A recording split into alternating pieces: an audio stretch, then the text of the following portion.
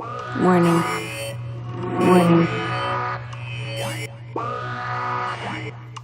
This is not a test. This is not a test. Dead wave!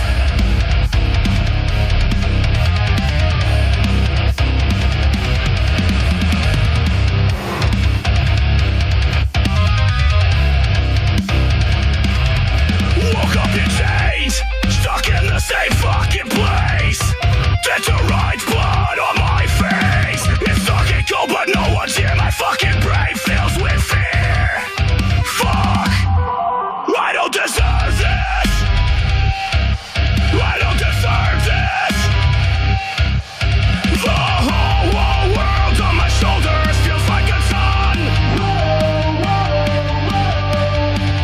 It's a battle, a war that can't be won. When my time is done, I won't forget. The whole world on my shoulders feels like a ton. When my time is done, I won't forget.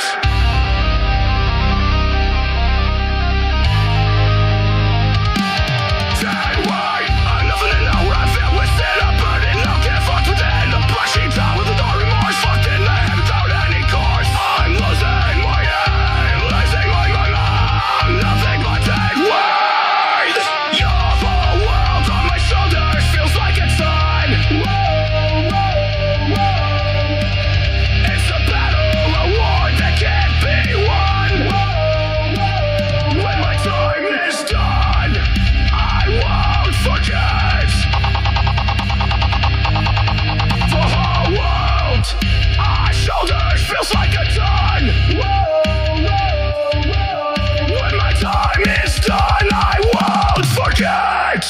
I'm stuck in this place. I'm a waste of space. The world moves on. I decay like rust, left in the fucking dust.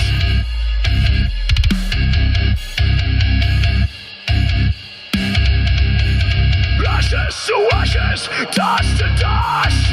Ashes to ashes, dust to dust. The whole world on my shoulders feels like a ton.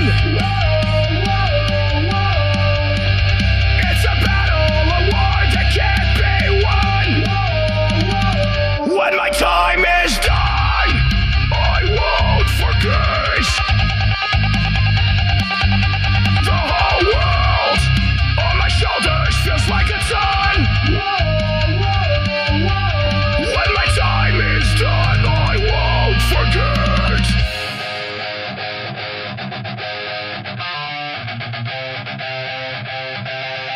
I'm fucking dead weight.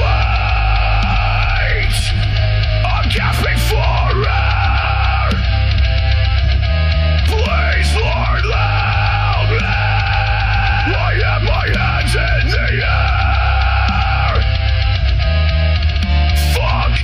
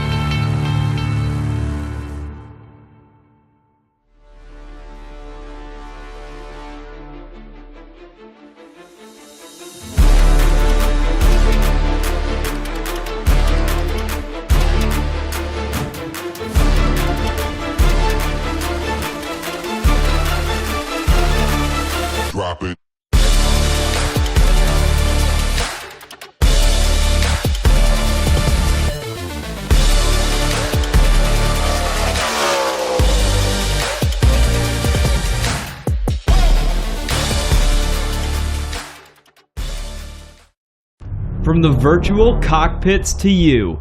Get ready to experience the peak of iRacing skill. We welcome you to the OB Builders Cup Series. Prepare for breathtaking speed, full commitment, and all-out action. The show starts now.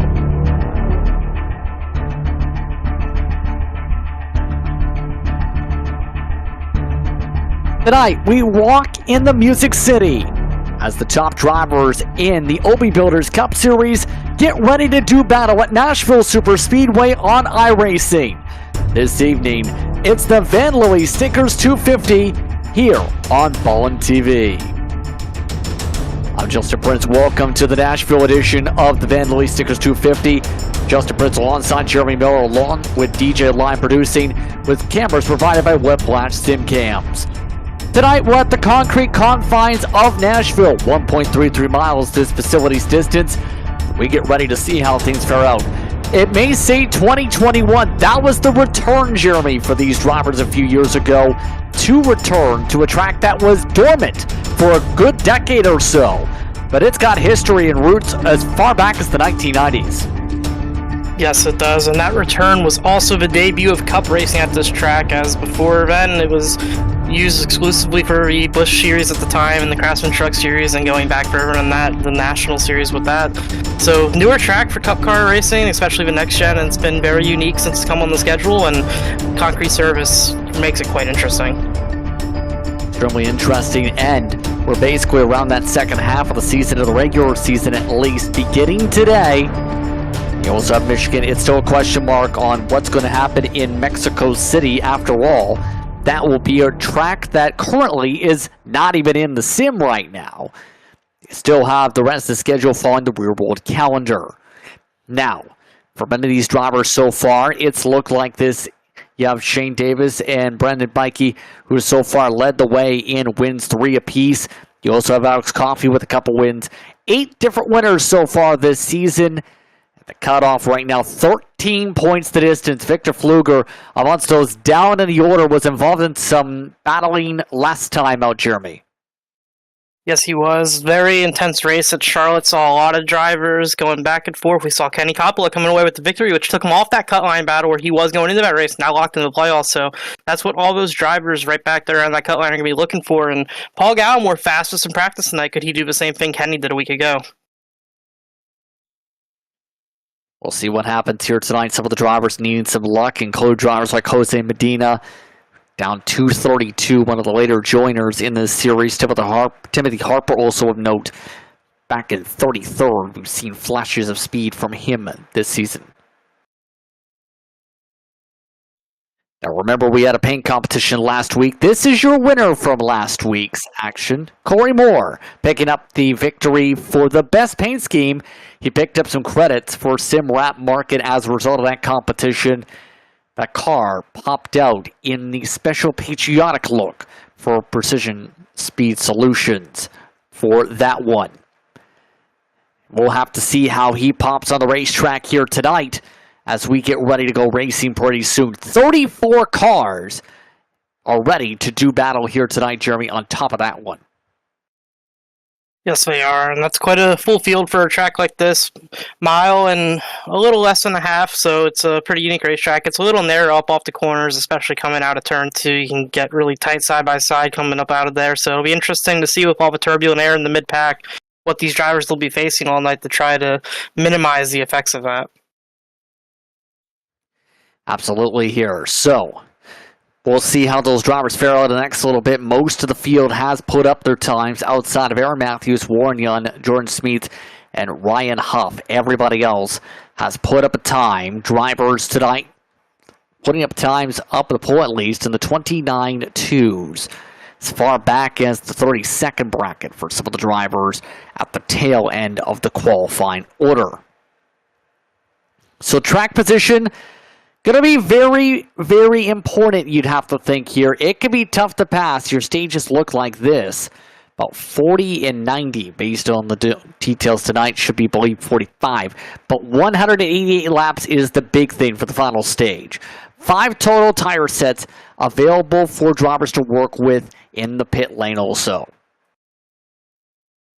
Yeah, definitely going to need to make some smart decisions with those tires. As we've seen week in, week out, some drivers putting themselves on the wrong end of the tire strategy, not having tires late when the cautions come out. So, going to look to see some people starting to turn their thought process around possibly on those tires tonight and save them earlier in the race so they have them later in the evening.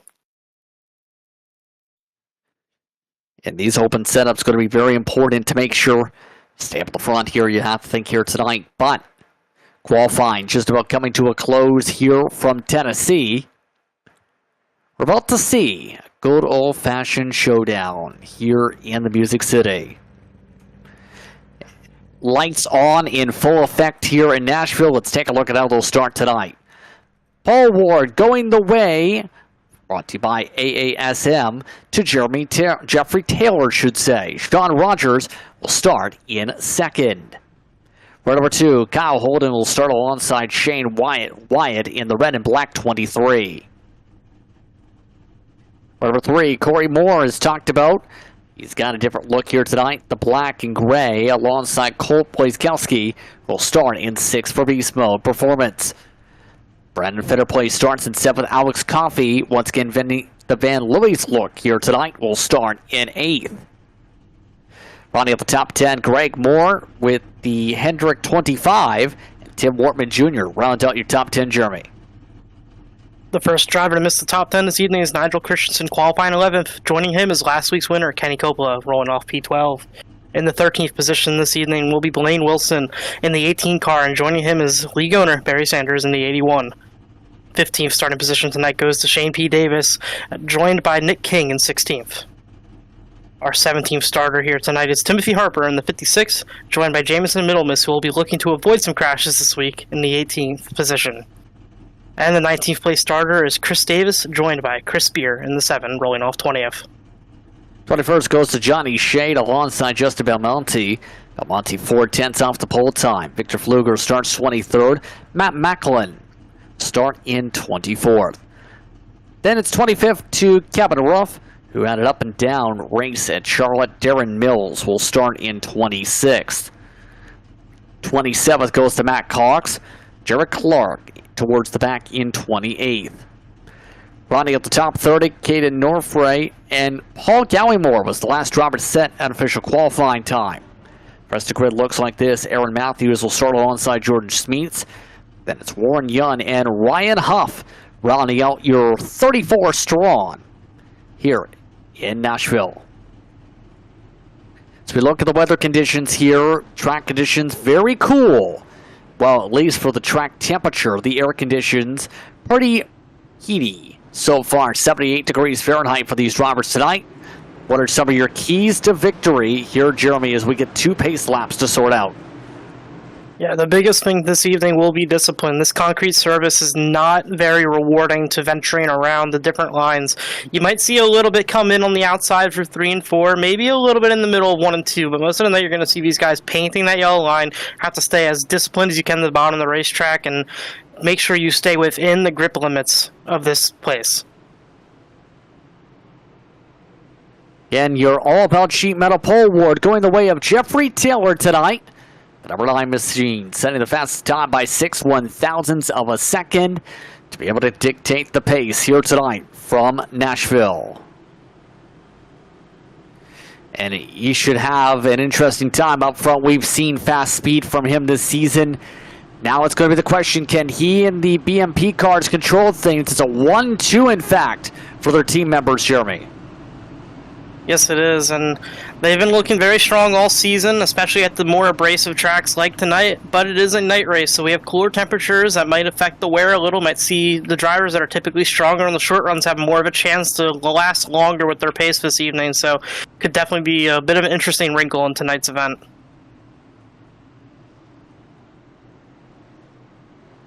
Keep an eye on how tonight fares out as these drivers pace along and get ready. Get steady for that sim wrap market start zone. All cars have made their way to the starting grid. Who's your pick to win this race, Jeremy? I am going to take Shane P. Davis rolling off in the 15th position. I think he does a great job every week at keeping the tires on that car, and I feel like this is a track that's going to reward his driving style. Interesting pick. We'll see if it lives up to the expectations. I would go potentially Shane Wyatt. We're happy to have you with us here tonight from Nashville Super Speedway. The VanLily's Stickers 250 here in Nashville, ready to go to the Sim Lap Market Start Zone.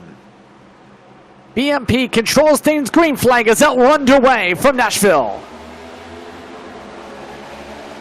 A solid launch by Bro for the first two rows as we see them starting to file into the bottom already. The 23, Shane Wyatt, making a quick move to get off the top line as quite a few overdrove turn one here. We're going to be 3 wide down the back straightaway.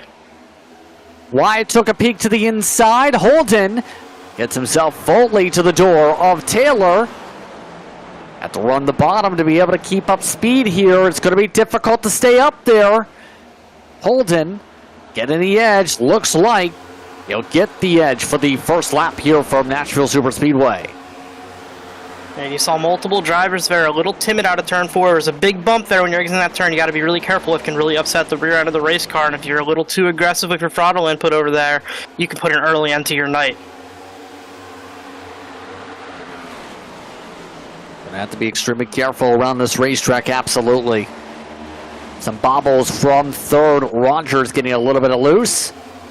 We're able to keep it alongside. Going to be so important to make sure you don't cook the tires here either on the short run. We've talked about it a lot. This is going to be an interesting one too, since it's going to be the last race in theory with this draft model, this track model in terms of driving. And now for many of these drivers, their car models, they get demolished as they get some damage. Lots of drivers are going to have to go to pit road to get new pixels for those cars who are under caution. Saw one of the biggest hits right away off the bat. Shane Davis, 79, I picked to win tonight, has some massive damage early here. Commentator's curse strikes. RS button boxes replay is a go. As it started with multiple people getting loose off the corner right into traffic. Just a massive overcorrect there, which is what some drivers were complaining about over the radio.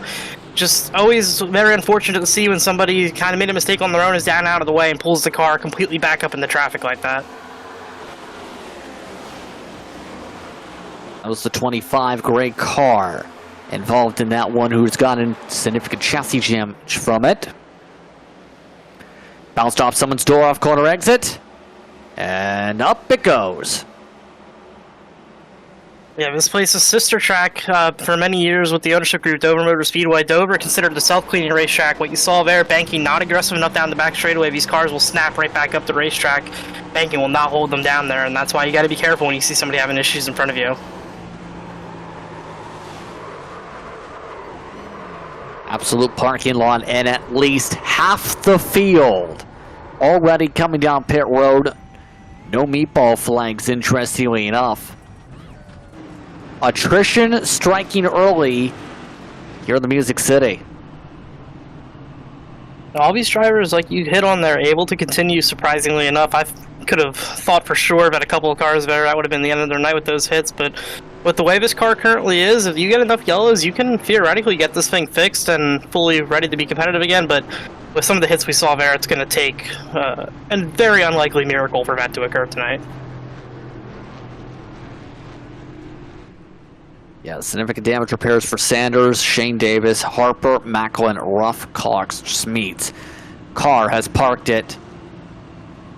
And that is already your first DNF. Some quick stops for drivers like Nick King, Victor Fluger, Chris Spear, Paul Gallimore, amongst those who ducked down already. So, just like that, our first yellow, Nick King amongst those, as it mentioned, involved in the incident. Curious how his car holds up one of the CFM performance machines. Keeping clean, it looks like, after the quick check on pit road. Yeah, that car does definitely look to be okay, so he'll be continuing forward. We saw last week at Charlotte, he had a very strong run, very impressive for most of the evening, and looked like a true contender in that race. So I'm looking for him to carry that momentum forward and keep positive runs like that going through this summer stretch and make a real push to solidify himself in a playoff picture. All right, doubling up this time. 33 strong, now setting up. Good portion of the field, still catching up to the pace car. But Kyle Holden took away the race lead off the jump. Wyatt, of note, already shuffled to 6th. Wojciechowski also went back. Drivers like Norfray, Clark, Matthews, and Yun did dodge the incident. They're all up double digits already, and we're not even 10 laps into the race. So, get all geared up and ready to go. Toyota's all over the front of the field. Only one Chevy in the first 6 spots. And up to the Simrat Market restart zone. Holden hasn't led too much in the past few weeks. He looks to lead some laps now in the 59. Fitting sponsor, off and away. Green flag is out.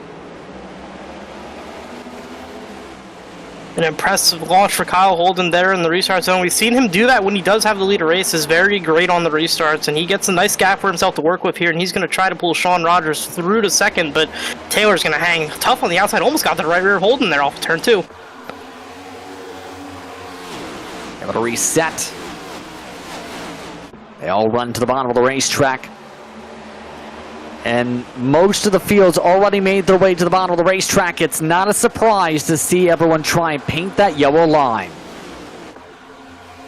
Definitely not a surprise at all. This track, especially on the short runs here, very finicky with the grip levels. You're going to want to keep yourself in the rubber that everybody else is laying down and keep following that all night long and keep those tires, especially the right sides, on in good condition.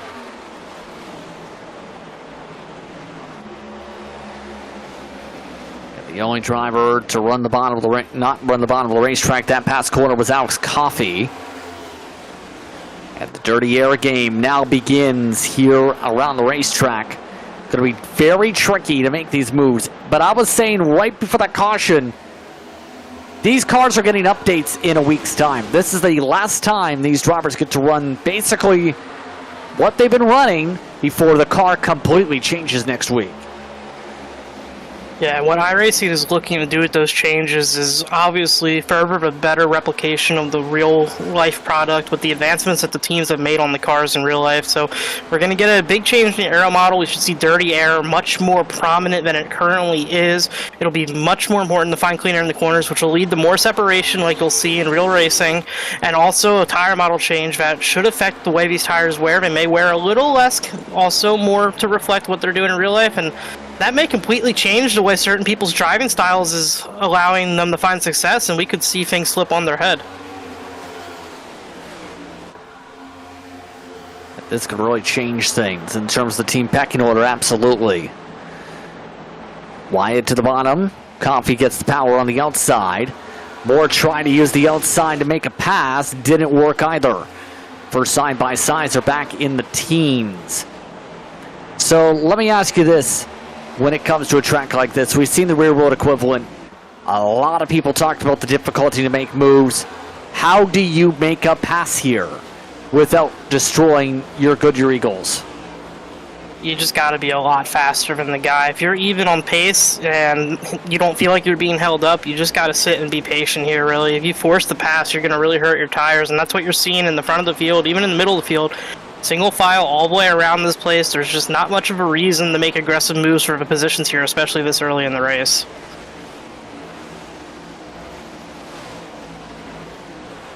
Yeah, this is going to be a difficult one for a lot of these drivers. Some of the drivers towards the rear end are trying to make some moves. Chris Spear outside, Ruff inside. Ruff able to make the move on the bottom for 23rd. Sanders also trying the inside, doesn't work to make the pass on Matt Cox, who gets the run outside. Some of these drivers trying to sort out what they can do to peel back the air. Chris Davis lets a car go. Yeah, and that's a smart move there. If you think the guy behind you is quicker, you don't want to get caught up in something that you're uncomfortable with this early. So see Norfrey a little bit loose there on throttle out of turn 4. Got to be careful. There's a seam down there that can kind of catch the left front and almost pull the car around. But yeah, it's tough to tell these race car drivers not to race. So if you are looking to make a pass, I think the strongest place to make it happen is around the outside of 3 and 4. If you can get to somebody's right rear, you might be able to pull them back down the front straightaway and get them in 1 and 2.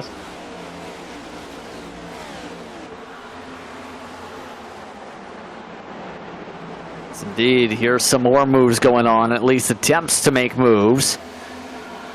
That time, Wortman Jr. able to fend off a move. There was a change for third just now. Did mention Moore was trying the outside. Well, he made it work to be able to get by Sean Rogers. And while that works now for Moore, he's just going to have to hold on to those tires, and we'll see, 20, 30 laps from now when we make to the end of the stage. Contact there from Rogers and Coffey as well. It's going to send Alex Coffey way up the racetrack, but everybody's going to get out of that clean, so no harm, no foul there. Just a little bit of a bleeding in track position there for the 44. This is going worse and worse for the race lead. Taylor just took the inside away from Holden and takes the point right back. The 9 now takes the race lead, all while Wyatt on the outside closes the door on Wortman Jr. Rogers trying to defend all the lost ground, still makes the move to be able to hold on in front of the 83. See them here still trying to find their way to file in here for turn 3. It's Coppola a little bit up the racetrack in front of Fetter Place. He'll come down a little bit on exits, going to give him a big run on Wortman in front of him, but just nowhere really to go with it down the front straightaway here. It's going to stay in line for those guys, but Coppola definitely looking to find a way around that 83 car.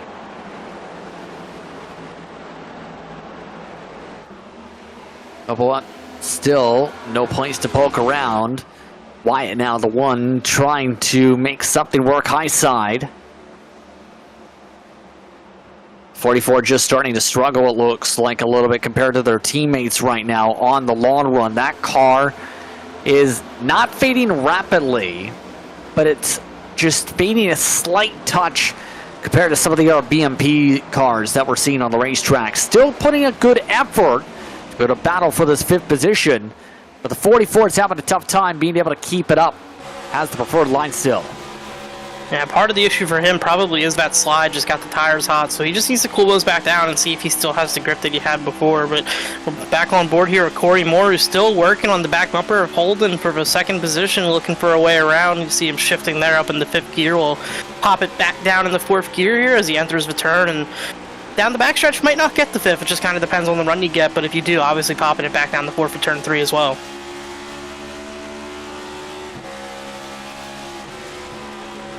Playing around with the gears, so important when it comes to this car. If you get the gearing wrong, you can absolutely toast the right front tire based on my experience. I am a very good, talented driver when it comes to destroying right front tires, after all. It's a known fact. But despite the difficulties of passes, there are still drivers still moving ahead. Northright now on the outside, trying to fend off King here. Chris Davis already let go of the 19 earlier. Now just riding behind as they go side by side. Way up the hill goes Northright in the Dick car. Did a good job keeping that out of the fence there. He needs to back himself off a little bit. That was close to disaster for him. King should probably pick up the position here down in turn 1, and he will. And it looks like Davis is going to be looking to follow through on the 19. So we saw the 19 pass Davis earlier, and now starting to fall backwards. Might have been pushing his stuff a little bit too hard.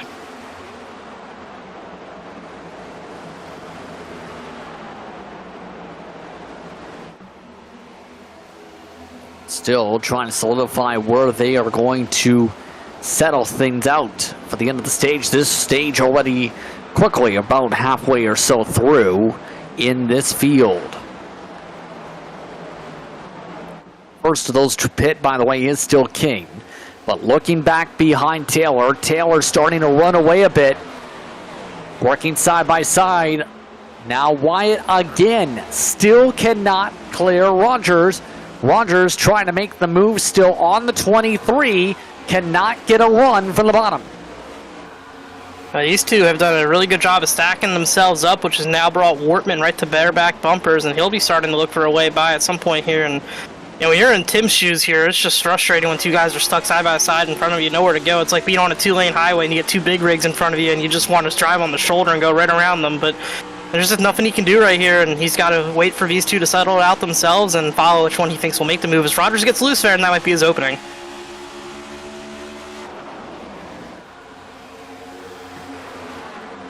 Indeed. So Rogers going backwards now as Wortman Jr. gets loose. Big save right off the nose of the 44.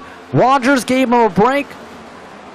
77 gives a shove to Rogers to try and push him ahead. Everyone survives. Yeah, look at what that's done in front of him. Shane Wyatt already put a big gap to those cars because of that moment right there after making that pass. So he's liking that, and now they're side by side in front of him. Coffee to P3, more will let him go.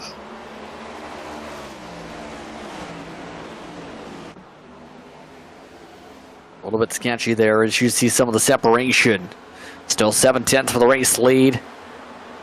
Yet again, Rogers trying to make some moves. Well, Coffee tries some different things, trying to search around for grip. Rogers just took away a spot to be able to regain the top 6. But some drivers are starting to search a little bit, try and find something, anything to get clean air.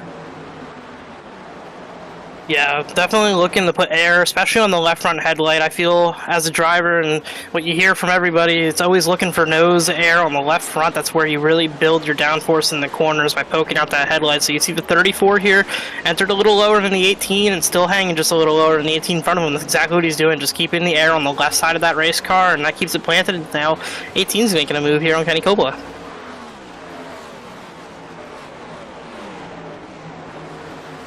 Couple drivers have been able to make it work most. Been able to get it done around pace, just out of the marbles that time for Coppola. Blaine Wilson was able to pick up that position. Fetterplay's still all over Wilson in the 18 though, so I think Fetterplay's a little bit quicker right now, just looking for that way around, and as we've been covering all evening here, it's just a difficult place to make it happen. He's definitely peeking his nose there, but he's just not quite close enough to make anything work for himself.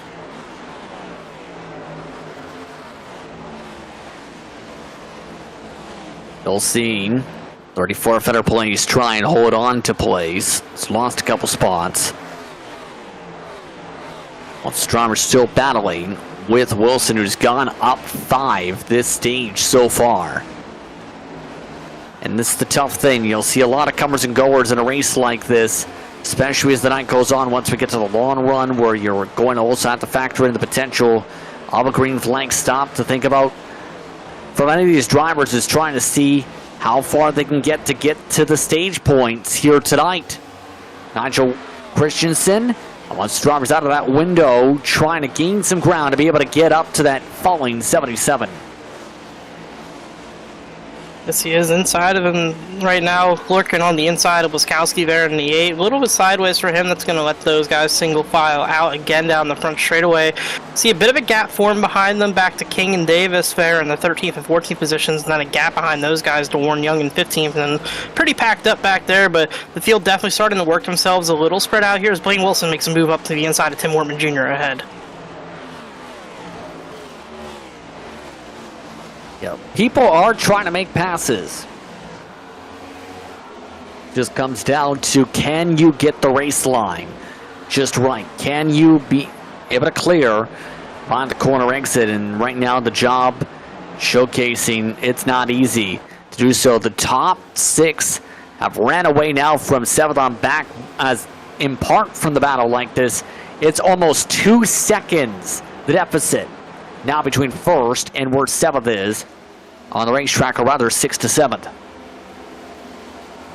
Yeah, a bit of a gap spreading there. Wilson completes that pass. Fetterplay's looking to pull through on the inside as well under Wortman. Wortman starting to struggle a little bit with his tires here. He slips backwards. That'll put him into a 9th position right now. Going to try to hold on. He only has a little bit more to go to the end of his stage. He's going to see if he can hold on to at least this position to get 2 points here. So a little bit of a gap behind him. See if he can find those tires back and hold on to that. Somebody's got to do something. How about drift up into a door? Draw push tight.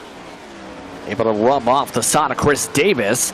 Holds on as they run 13th and 14th now with their own respective battle pack. And this continues to trickle away in this stage as we continue to turn on here. But at this long run, what does your car usually feel like? What are you sensing in terms of the battle of the wheel here in Nashville?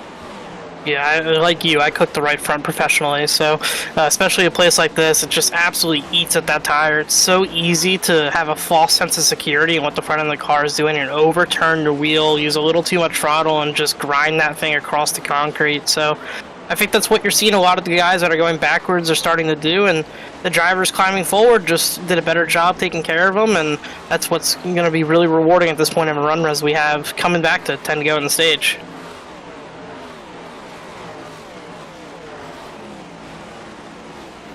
Quickly closing through the stage. Lap time so far 30 seconds. Like you normally would see at a mile and a half, actually. Just with a bit of the quicker speeds down the straightaways right now. But good job so far, Matt Cox. We've seen good speed last time out for the 32. Speed's carried over here again tonight. Yeah, we see good speed out of him every week, but he's actually been a little bit quiet tonight so far. Only in 17th position right now, definitely moving forward, minding his time, but usually would expect him to be in the stage picture by the end of these things, holding on to his tires and making a charge late, so maybe not quite what he wanted out of this evening so far. He might need to make some changes when they come down for pit stops.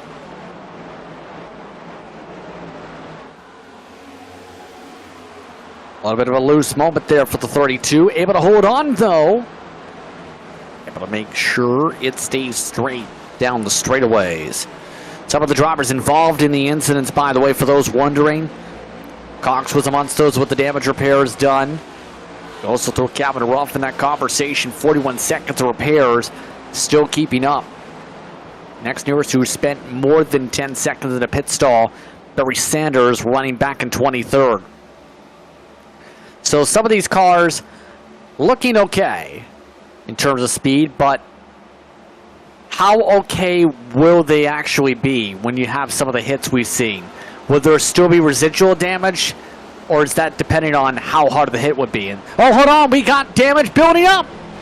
No caution as the field stacks up at the front straightaway. A spun car on the apron, and Nick Kane. Still no caution. Cars slow over the racetrack. One parked in a one and Warren Yun. We stay green. I have no idea how that stayed green, Justin. So many questions for the RS Button Boxes replay. Stacked up with the 77. 12 gets turned around, and then chaos.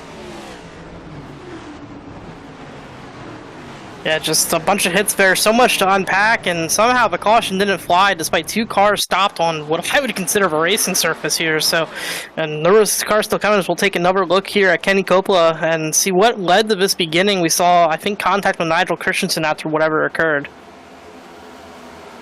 Right there, snapped loose. Corrected. Unfortunately, the 20 right there. This sends everyone scurrying. I'm surprised that apron strip just below the yellow line is not the racing surface. I know it's technically the apron, but that was mightily close to disaster for the rest of the field. Again, we stay green. Kyle Holden is your leader. Yeah, these top three have kind of closed in on each other, and that was just an extremely dangerous situation, not having a caution fly there. So definitely something that I think should be submitted to iRacing to look into. I know you can submit those types of clips to support, so because that was like 4 cars wrecking on their track and no yellow, but these guys are about to have a good battle for a stage win here.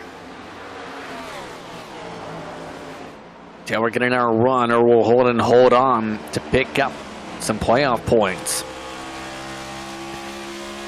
Yeah, we're building up the run, still not able to chip away the gap, staying equal. About near 3/10 back at the moment. This is the tough thing at this point of the run. Hard to just pop that bubble that builds up between these cars. Yeah, and I actually believe Taylor was leading when we were going over all that stuff that was going on there. So there was a pass toward the lead, and now he's trying to work back at Kyle Holden in the 59. And Alex Coffey obviously brought into the picture as well here within 5/10 of the lead. He got a little bit tight there out of turn 4, not quite the run he was looking for, but at this point with 2 to go on the stage, it'd be tough for him to get both of those guys in front of him, but he can definitely still mount the charge on Taylor. He's trying last time by a 30.36, 30.38 from Taylor. Just a touch bit quicker. Touch bit's not going to do the job. Coffey's been doing one thing, though. Trying the second line. Real life, it was very slick up there. You had to run the bottom. End of lap 45 coming up. Stage coming to a close quite soon as Coffee takes a look to the outside. Not going to do it to get alongside the 9. Just doesn't have what he needs right now to get that position. He's going to be looking to make some changes as well when we get the pit stops here, but Kyle Holden up front, Justin. Coming through 3 and 4. Kyle Holden goes back and forth with Taylor. Will take the edge in stage 1. Taylor, Coffee, Moore, Wyatt amongst your top 5. Rogers, Wilson, Fitterplace, Wortman Jr., and Davis get top 10s in stage 1. Good speed so far tonight from the 59. Kept up front. That car could be one of your cars to beat here this evening. Yeah, very impressive for Team Aero right there. Putting that car out here that's looking like he's got a real shot at winning. I think he was definitely the best car in the first stage there, but definitely have a few contenders that are going to have something to say before this night is over. Take a quick break. Under caution for the end of stage 1. You're watching Bone TV for coverage of the VanLily's Stickers 250 and the OB Builders Cup Series.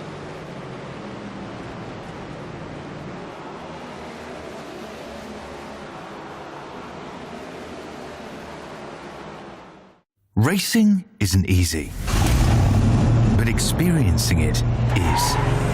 iRacing puts you in the driver's seat with the industry's leading sim racing game. Drive on laser scan replicas of the greatest racing circuits from around the world. Go head to head against other drivers chosen by skill-based matchmaking to ensure competitive racing at every level. Compete across all your favorite series. In officially licensed cars, engineered to deliver the most accurate driving experience possible.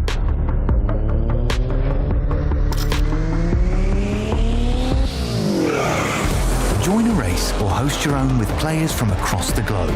Race against the computer or in a league with friends. Feel the thrill behind the wheel.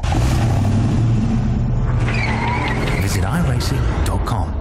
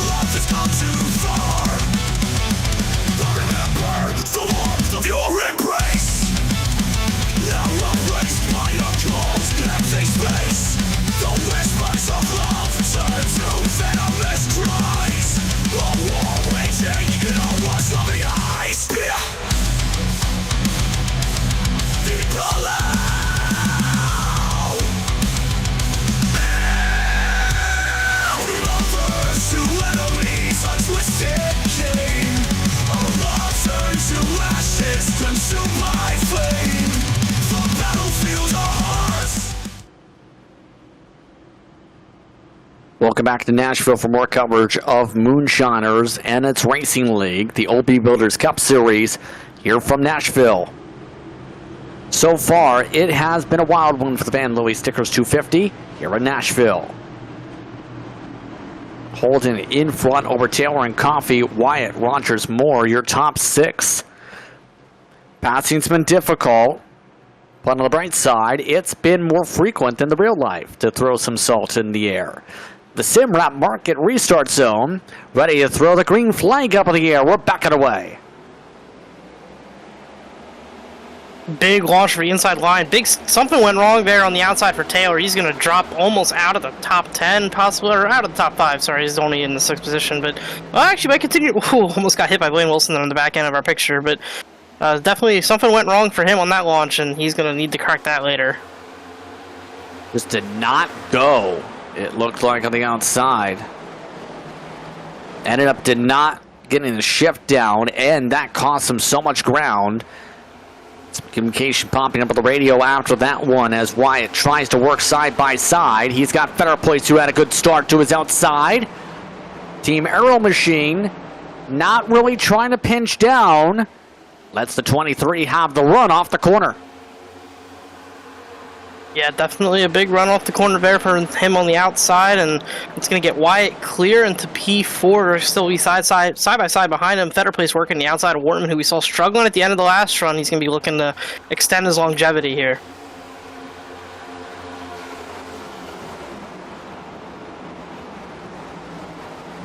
Yeah, this is going to be hurtful on the tires right now for those staying up on the high side. Fetterplace not backing down, though. Some of the drivers like Gallimore up 14 spots. The backdrop notice as well. Taylor's recovered right behind this position battle here too. And this is going to be the tough thing, getting a chance to clear on by. Make it quick. Because one thing I've noticed here, if you are side by side, there's so many opportunities to be able to just pinch on down. But for Coffee, he's able to get the move done, no issue. Holden just moved up and let him have it. Yeah, Holden falling a little bit backwards here after leading strong early and winning that first stage. That gets Rogers up in the second highest we've seen him tonight, so he's getting that ship righted. But Coffee in the lead's going to be looking to pull away here, and we'll see if he's able to hang on in the clean air and show a little more pace than he had in the first stage. He was really close. He went fastest lap right there.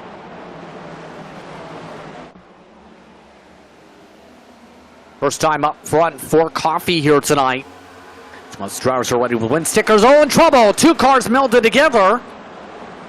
That was Smeets and Ruff stuck together for a split second. I think they're inside of each other with how much they're obeying the doors.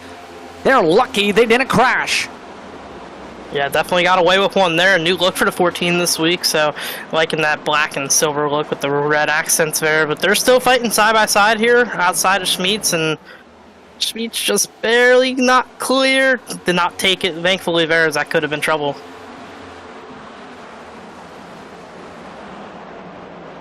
Yeah, it could have been absolutely disaster for those just outside the top 10. Smeets wins the battle. We'll see if he wins the war. Of note, by the way, some of the drivers that got bounced around like King, trying to make some moves to the inside in that pack also for now. Holden, after looking so good in stage one, is as far back as he's been all night, by the way. All the way to the 5th position. He's slipping back quickly. Taylor trying to recover some ground for the high side. Yeah, Taylor definitely looking to come forward here after the botched restart there on the outside lane. And he got out of there without wrecking, which a lot of the times when you see that big of a checkup, it can end in disaster. So fortunate for him that he's able to continue on and fight back here. And you are right, Holden is falling back. So either some strategy there with the tires, or these guys all made changes and he did not, and he fell behind the racetrack.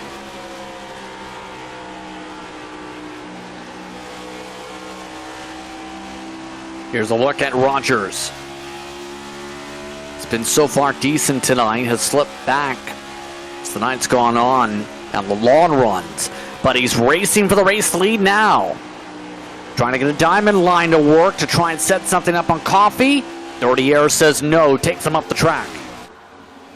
If he falls back again this run, I think you just saw why right there. That really aggressive diamond and arc here at Nashville is just not something that typically works, especially with the right front tire. You're just putting so much pressure and weight into that tire. It starts to shred across the track, and Taylor now to the inside of Holden. This was our front row in the restart. They're battling for 5th. Some battling for the race lead, too. Taylor holds on to the battle for now on the 59. But Rogers trying to get himself some lead laps for the first time tonight. Coffee still has his preferred line at parts of this evening to be able to get the run off. Powers his way ahead of the 44. Good move there for Coffee to hold on to that position for now. Rogers still hounded on the back bumper. I do think he's pushing his stuff a little bit right now, but you know, some people have adjustments they can make that give themselves a lot more longevity just with a little bit of a change in the bars or something, and can get some more grip out of the race car. So he might just have found a lot of pace here and be able to push harder than Coffee can without paying any price for it.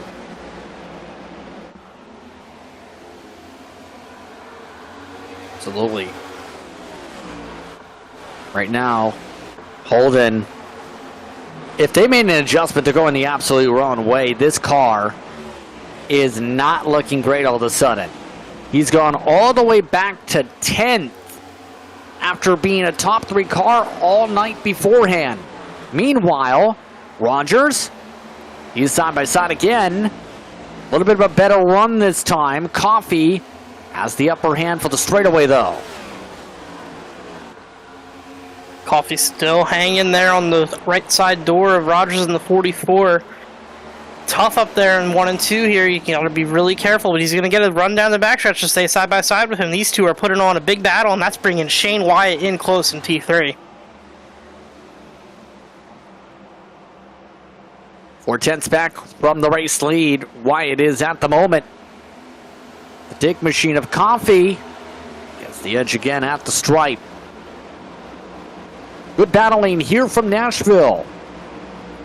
Yet again, Rogers finding a way to see if he can get a run. No.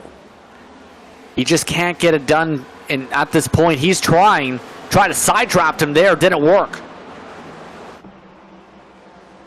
Yeah, big side draft there, and just, you know, what the way this track is, definitely is prevalent, but it's not as strong as we see at a lot of the 1.5 miles, and especially bigger tracks. So, you know, next week at Michigan, we'll see a lot of side drafted, and right now, Boskowski side by side with Holden back here. Boskowski trying to work that outside line. I think Holden's coming back forward a little bit here after falling back early, so maybe he just was really aggressively saving tires, and we'll see a charge out of that 59 now.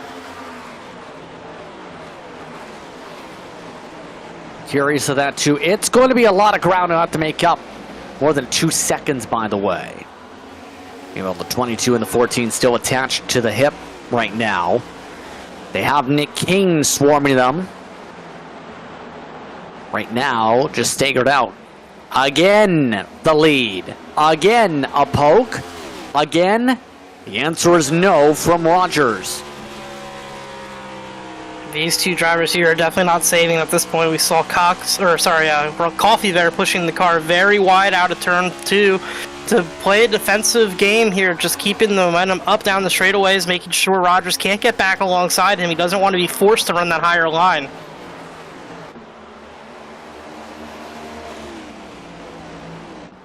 Yeah, you see him scraping the wall, Coffee. Able to keep it good, though, on the car. No major damage. And the major thing noticing here, too, some people starting to attempt run half a lane up when single file. That's right now what we're seeing for the leader. More moves in front of Wilson. Those drivers 2.3 seconds back of the leader. This battle happening a little bit off that lead pack as we see a little bit of a split there behind Fetter Place, back to Corey Moore, but Moore by Wilson now going to look to try to close in on that front group. And a really strong run so far from the 42 tonight. He's been quiet. We haven't seen him too much on the screen or talked about him, but he's just been hanging around, running top 10. Really good pace.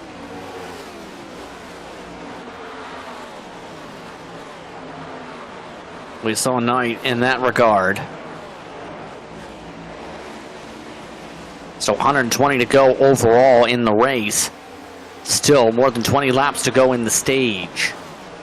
The blue machine of Cox trying to make up some ground has made back up their starting position at least before the chaos that brought up a caution flag early. Now, it's having a hard time being able to try and clear the 12. Just an out-of-character night so far. Obviously recovering and coming forward right now, but I just haven't seen the raw pace that we typically see on 32 3-wide here with the 22 and 12. 22 is a teammate, got to be careful right there. They sort that one out for now, but he's coming forward and he's on a good pace right now to have a chance to get a top 10 here before the end of the stage, but typically we see a 32 car being one of our top contenders to win, and he's going to have to find a little something more, as it just hasn't been his night so far.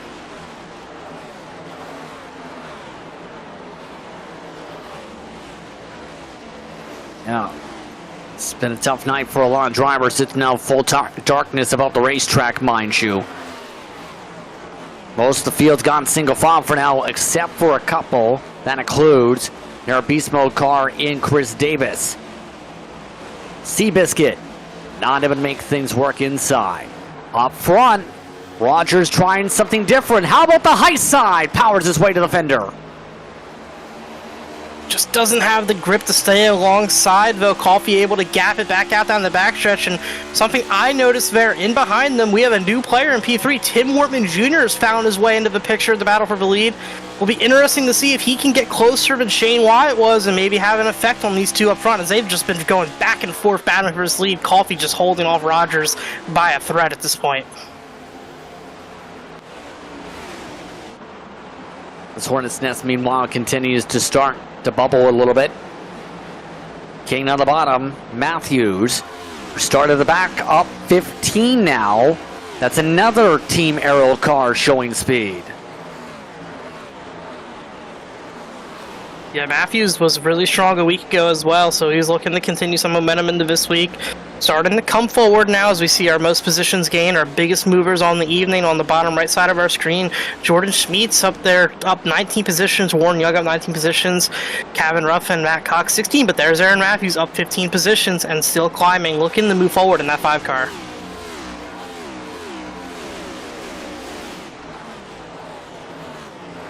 Lap traffic now being reached, by the way, for some of these drivers. Race leaders not having major issues with traffic right now, but it could play a factor. Kane nearly bounced off the side of the 74. Here comes the run for the 11. Gallimore able to get along the outside, makes the move, no issue. And he's one of the drivers slowly getting stronger as the race goes on, I've noticed, in that 11 machine. And our beast mode car. Yeah, we saw him top of the boards in practice, didn't quite have the qualifying run to back that pace up, but moved up in the 18th position now. We covered it at the beginning of the show. He's right on that cut line battle, and as we get into the summer, you start to feel more and more pressure down the back of your neck from that, so he needs a good run here tonight. I don't know how he really feels about the road courses, but we know we have one of those coming up, so if you're not too comfortable with those, this is a really important race along with next week to get yourself in a position where you can afford a bad run.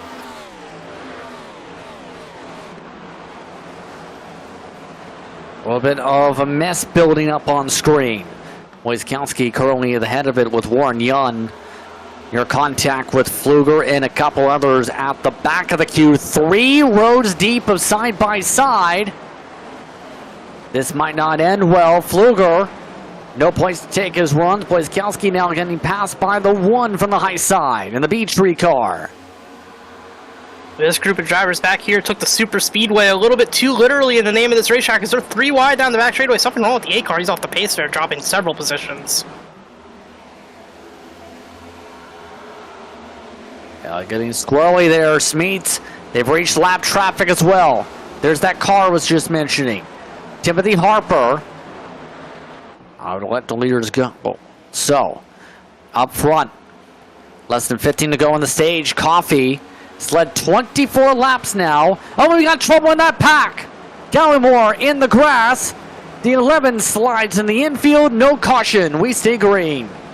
Did a good job there, keeping it out of the inside wall, getting it back going. He shouldn't get lapped here. He has not too long to go until the end of the stage here, so he's just got to get rolling and get to that yellow. But unfortunate, it looked like he just got turned. Let's see who helped him around.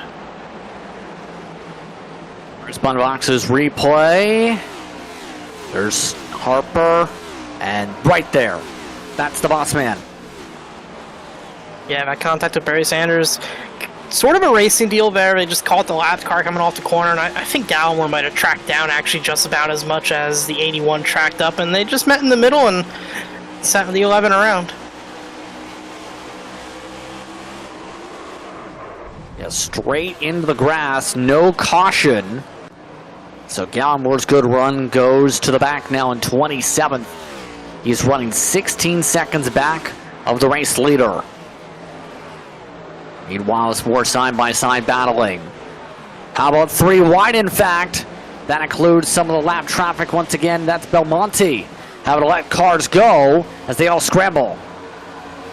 We saw Belmonte almost in the fence there trying to let guys go. You got to be careful when you're top of 3 there, because obviously limping around with a damaged race car, he's probably already really uncomfortable, so you end up offline in the dirty stuff, and that's when you can make a mistake when you're just trying to be respectful.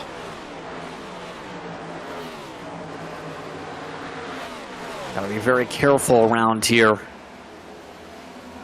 And a lot of these drivers starting to push the edge of careful ability. That move there, Davis makes the pass on Wilson. Here comes Matthews to set something up. No place to go, tries the high side. And that, see him power his way on by. Yeah, Matthews definitely looking more at moving forward here, even though that did result in letting Pfluger by. I think that 5's got some pretty good, or sorry, getting around Wilson, that is, Pfluger in behind them. Matthews with some really good pace on the outside here, gets Wilson this time, he's fully clear, and he's going to keep going forward. Next up on the list for him is Chris Davis in the 74.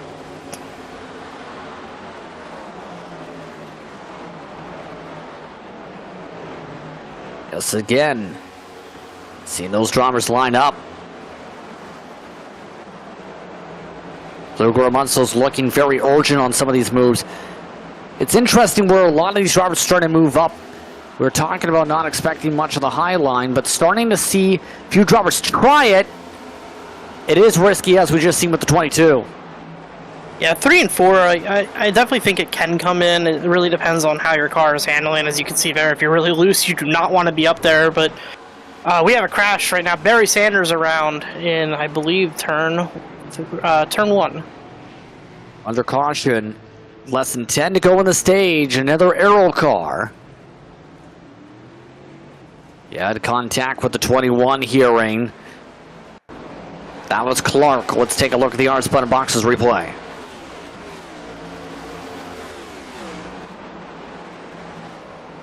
Yeah, nothing Clark really did wrong there. I wonder if Sanders just didn't know he was there and met him at the wall and pinched his own car around.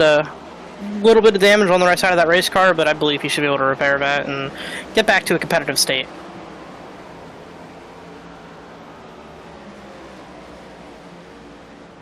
And on the radio, Clark said, "I'm already in the wall." So now what do you do on strategy? This is a tough timing for the stage points. And hold on. Drivers are holding on to their sets. This is interesting. Wortman Jr., the first to come in.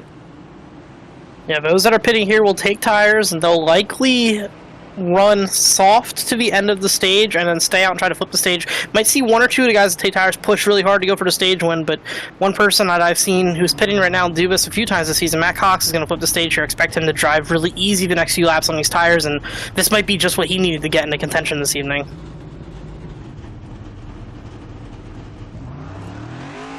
More tires and fuel being taken by some drivers looking to flip ahead. A couple lap difference on tires. Wortman Jr., Yun. Matthews amongst those who are in this wave. Cox also in it. Let's take the opportunity to talk with your race leader while we can. Alex Coffey currently pacing up at the front of the field. He now joins us at the broadcast booth. Alex, do you have a copy? Yes, sir. I got you. Interesting race so far. How would you describe things out here in Nashville? Car's feeling pretty good. Just hoping 4 laps is enough for those new tires not to get up here, but it's gonna be close. I'm just trying to get a good start here and get out as far as we can. Well, those new tires will be starting as far back as 16th here for reference. Overall, what's been the most difficult thing about this race tonight and why? It's multi-groove, but you can't really get a run on anybody in any lane. It's hard to pass, hard to get beside somebody. So just track position's key tonight, and we're gonna try to stay up here. Once you get back to the rest of your team, thank you for the time. Yes, sir. Appreciate it. Alex Coffey controlling things up at the front of the field. Start alongside Sean Rogers, Jeffrey Taylor, Shane White at the top four. Going to be a 4-lap dash, Jeremy. Yes, it will. 4 laps, old tires, going to be tough getting through the restart zone. We saw some issues on stickers for Jeffrey Taylor on the previous restart. He's going to be restarting in that 3rd position behind the leader here. Definitely easier to launch than from the 2nd place position, but just got to make sure you're careful. Don't want to spin your tires and wreck yourself here.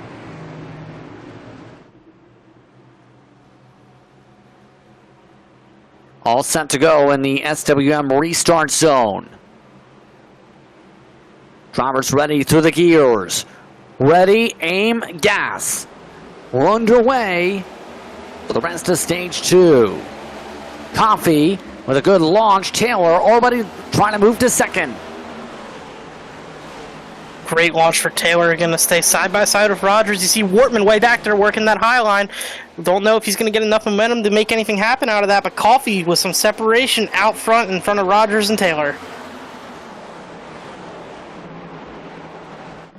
A lot of scuffling. Here comes Wortman Jr. on the fresh tires, already shooting through the field. Right now, side by side around 13th. Is there going to be enough time for him to steal some stage points here? The 23 of Wyatt tries to use the outside. Good move by Wyatt on the outside of Kyle Holden there, now working to try to get to the outside of the 34 of Fetter Place. You're not missing anything out front. Coffey still with a commanding gap over Rogers. Not much movement there.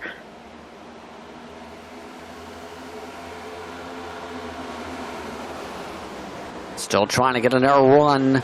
Still for 4th. Wyatt trying to move as high up as he can on the multi-groove. Fetter Place hit the apron. That cost him a spot. Coming up to the final lap of the stage next time by. See Wortman Jr. here to the outside. This is for the 9th position. I believe he was 9th when he made the decision to pit, so anything beyond this point will be a win for that car, and I would be surprised to see him not gain some position. Somebody in the grass down there behind them. Still staying green. I believe that might have been Fluger. No, that car was Ryan Huff. We stay green. Coffey coming down the back straightaway, ready to close out the stage. VanLily's stickers machine. It's been fast this grouping of laps. Close out stage 2 as it's Victor. Stage 2, Alex Coffey gets it done in Nashville. Rogers, Taylor, Wyatt, Holden, Fetter Place. Wortman Jr. does get to 7th. Ruff, Moore, and Chris Davis, your top 10, Jeremy. Great job there, holding it all for the stage when Alex Coffey had full control under that restart and the entire run ensuing. 2 points in the positive for Wortman where he was running before the tires. It'll be interesting to see if he can make flipping the stage work on the back half of this run. It scurries its way to reach the pace car. We'll take a step aside. More coverage coming up here on Ballin TV. You're watching the OB Builders Cup Series from Nashville Superspeedway.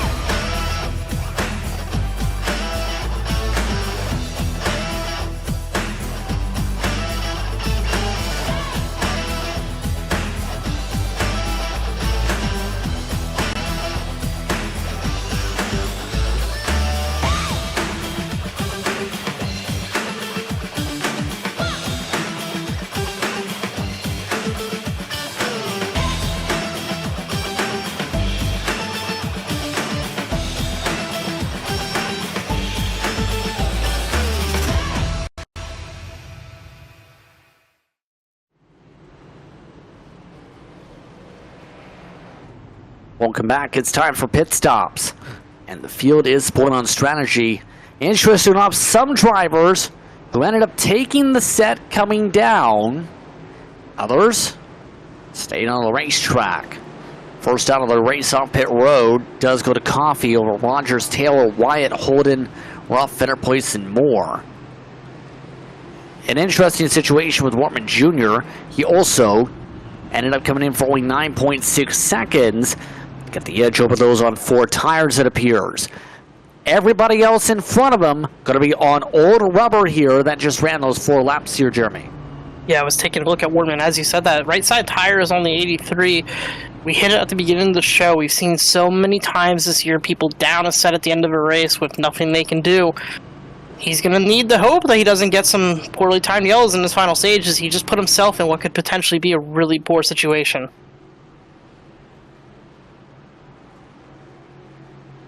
First time tonight, Warren Young's getting some lead laps. First time in a while, actually. But will he be able to hold on in the long run? Already significant spread on these tires. And it's going to get interesting on strategy. How far on gas do you think these drivers will be able to go if we stay green this stage? Yeah, they definitely will need to stop here. Fuel mileage at this place. Trying to remember, we already moved on to Michigan with the stuff we've been running here, but I believe closer to 60 laps was the fuel window here, but might be a little bit outside of that or a little less than that, but definitely not able to go 95 laps to Vienna. They will need to make a stop at some point.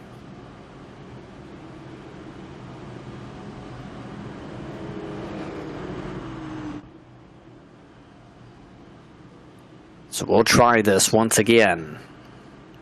Start off stage number 3. It's Young, Matthews, Cox, Wilson, Schmidt, Norfray, the top 6, Clark and Pfluger, then Shade and Coffee. Amongst your top 10 for the restart.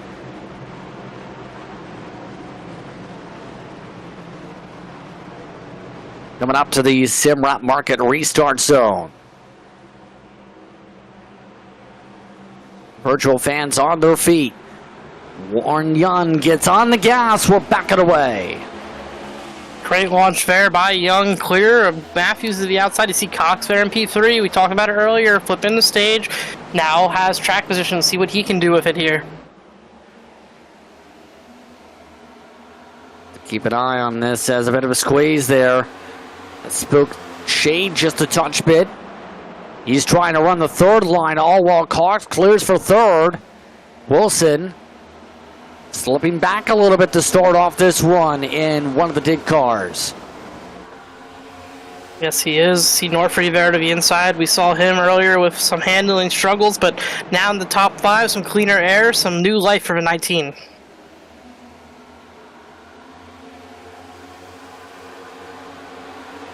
Trying to find those air pockets and another send. Seeing Shane try and stick it high side. Some of those drivers behind him starting to get a bit aggressive. Coffee already to 10th. Wortman Jr., who came down a second time on one of the 2 tires, is in 8th. And 2 tires also something to keep in mind for the final green flag stop. If the stage goes green, as crazy as it sounds, we saw a lot throughout the weekend officials in the 100-lap open races. If they went green, people were taking 2 tires halfway through those races, and that was the winning strategy. So somebody might be trying that, as that's essentially what we're running here, is a 100-lap race run to the finish. That might be a strategy to play.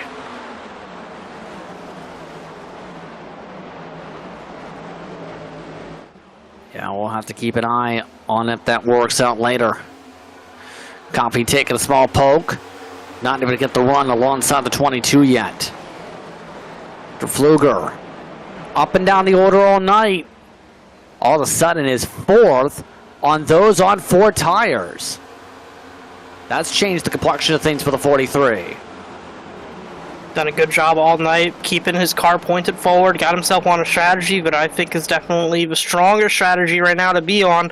Should be able to keep positively moving forward throughout this run as the guys on older tires maybe start to slip backwards, but you see up there in front, Matt Cox is taking the lead.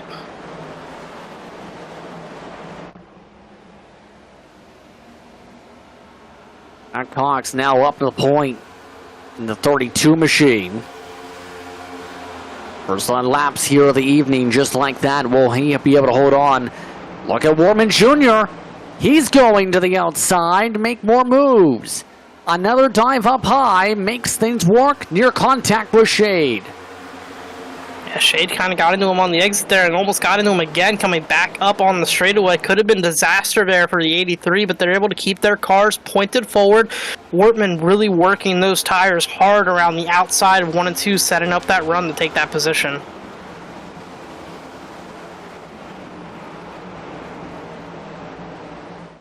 Some of these drivers really stretching out a bit of the multi-group as touched upon. Now we're seeing some of the dividends come into play as some of the rubber gets laid down. Matthews slipping up the racetrack yet again. Now Wilson nearly slides up from his door. It's almost a game of bumper cars, almost on who gets the better run where. Where will my run come next? It seems like everybody tries to sort out, is it going to be high side? Is it going to be low side? Where's it going to be? Yeah, you're really just looking for the clean air to make those runs. It's so important to keep that nose as open as it can, plants the car into the racetrack, which is what allows you to keep the throttle down. And with these next-gen cars, everything is so about momentum. Any little lift in the throttle can completely ruin your momentum down the straightaway, so you need to make sure that you're optimizing when you get back into the gas coming off the corner.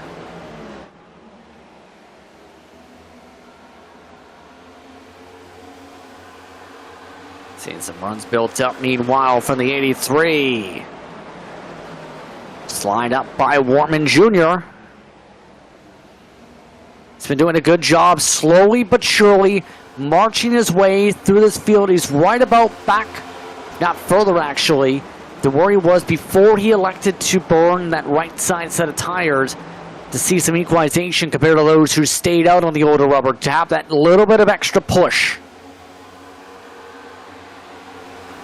Yeah, definitely moving forward and making those tires work for him, and especially if you've been tight most of the evening, those two tires can really help you get a little more rotation on the car. He didn't have too many on the left, so I don't think it's too different than having four on the car. We see one in the fence behind him there. That was Johnny Shade, who now has Sean Rogers working on his outside.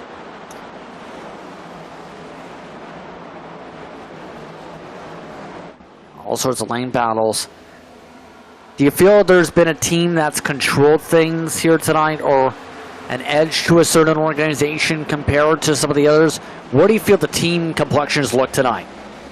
Yeah, I think when it comes to the front of the field, we've seen pretty good variation. We've seen Dig leading, we've seen BPM leading right now, or sorry, BMP leading, and we've seen some Aero leading earlier with Holden, who's fallen off a little since then, and really, quite surprisingly, actually, just hasn't been nearly as good as he was when he was leading the race. But I think that it's been really a toss-up up front. But throughout the field, I do see a lot of Dig cars moving forward, especially right now, and populating a lot of those positions in the back half of the top 10, top half of the teens.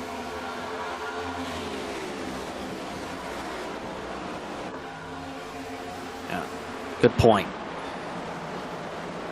Oh, this is wow. Again, Wortman Jr.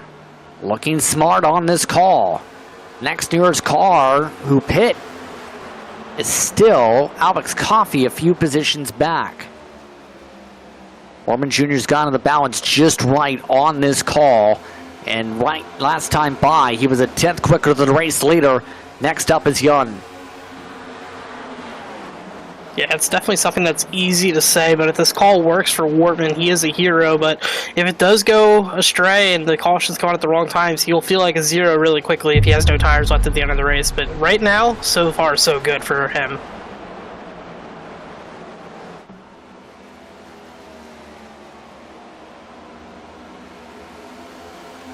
Bit of call contact that time for one of the Dig machines, Norfray. Everyone else choo-choo training for now. Here's Wortman Jr. trying to get the grip to work. Apex is where he's been strong. Gets the edge of the one. Nearly lost it trying to get it to work. Now for second, he's got it. Up to P2. Good move there on the outside. We saw Matthews pushing the one down the back straightaway, but it didn't matter. Wortman just motored him on the outside. He's clear now to second. He'll set his sights on the lead at Matthew Cox.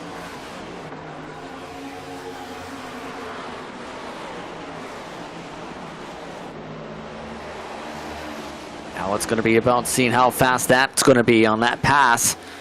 Matthews does have some damage, believe. Just notice now all of a sudden he's got a little bit curved in of a back end from a little earlier. Didn't see that earlier on, but he's been doing a good job despite the rear end damage here tonight to be able to slowly march ahead. But he'll have a caution. It's Coffee. Coffee turned down the front straightaway. You see the 9 of Jeffrey Taylor involved in as well. It was another one of our contenders this evening. Heavy damage on the front end of the 54. I wonder who or what helped him around here. Let's take a look at the RS button boxes replay. He was alongside Rogers. Tight. Did he just try and force it 3 wide?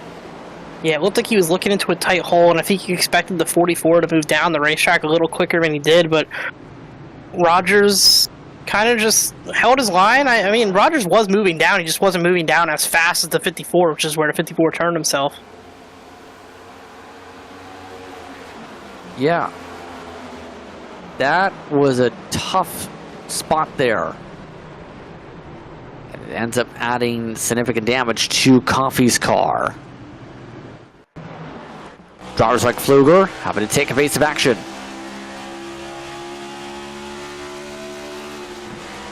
Here Victor sees it. Oh man, he almost made the wrong decision, but he was able to get it corrected back down the track, and that would have ended both him and his teammates' night if he made that contact with Alex Coffee.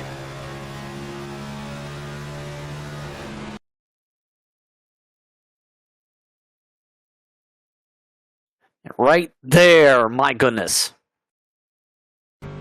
Shades of last week at Charlotte where we had some near misses just like that, but pit stops now down here on pit road. Notably, Tim Wortman Jr. took 4 tires.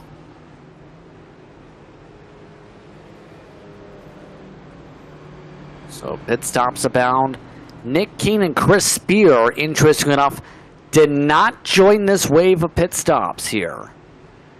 Pit party for everybody else. Darren Mills, 6 seconds in the pit stall. A 2-tire call for Kyle Holden. Everybody else off and away. As it looks like the end of longest line penalty going to the 2 machine from the pit stop excursion. The 44 taking some extra time to sit in the pit stall for damage repair. But interesting situation with the 12 and the 7 here. The 7 has front nose caved in.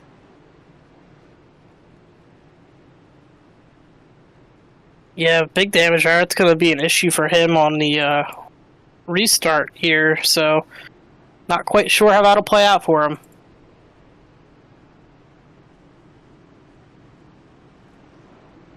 Yeah, this is about to get very dicey here. This worked out perfectly for those who stayed out at the end of the stage, who ended up flipping the stage. Did it not, though?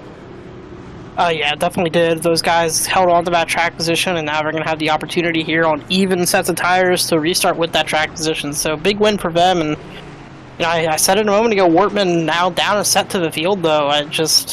I believe he should have 1 remaining, but that could be very problematic for a driver of the 83.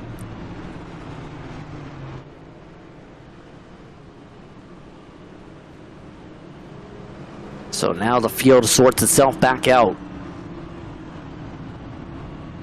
Kane, Spear, Cox, Holden, Wortman Jr., Matthews, your first 3 rows. Still going to be iffy on the field marks here. But it's been an interesting night so far here for Nashville.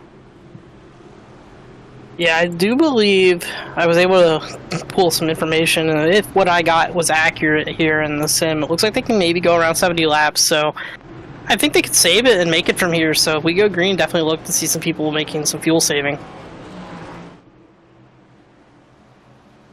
Let's find out if they're going to be able to stretch the gas. If it stays green, of course. Back to the Simrat Market restart zone. Green flag is back out. Kane on the gas, 22 lap old tires. Spear did not go.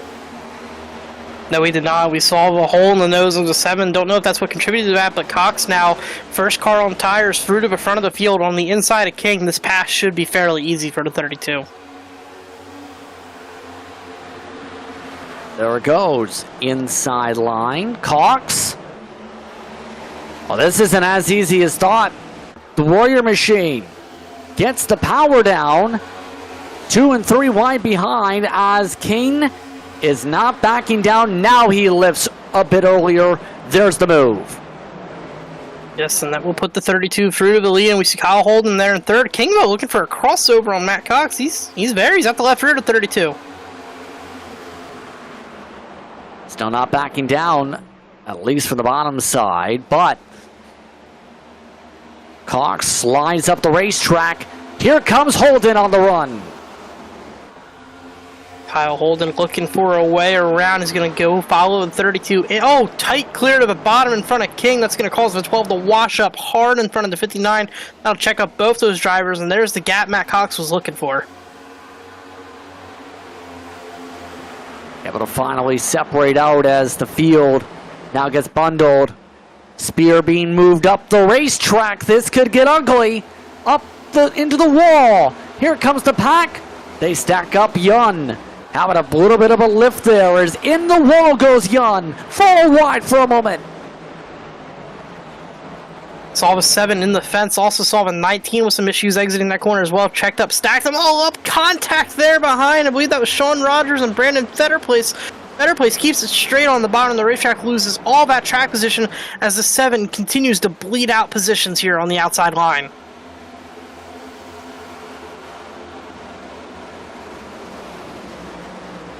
So a disastrous call, and he's now getting turned. Pfluger gets hooked up with him. Caution flag is out, and we're under caution once again. This could get everyone to the end on fuel.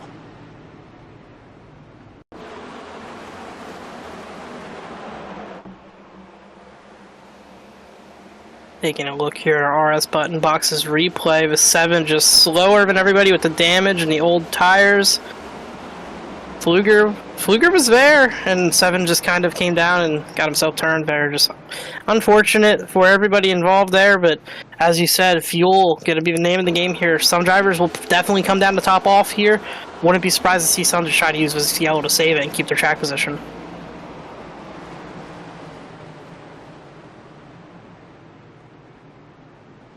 Seven took a huge risk with the tire set situation to even stay out there. Them's the brakes as Matthews drives on by on the outside.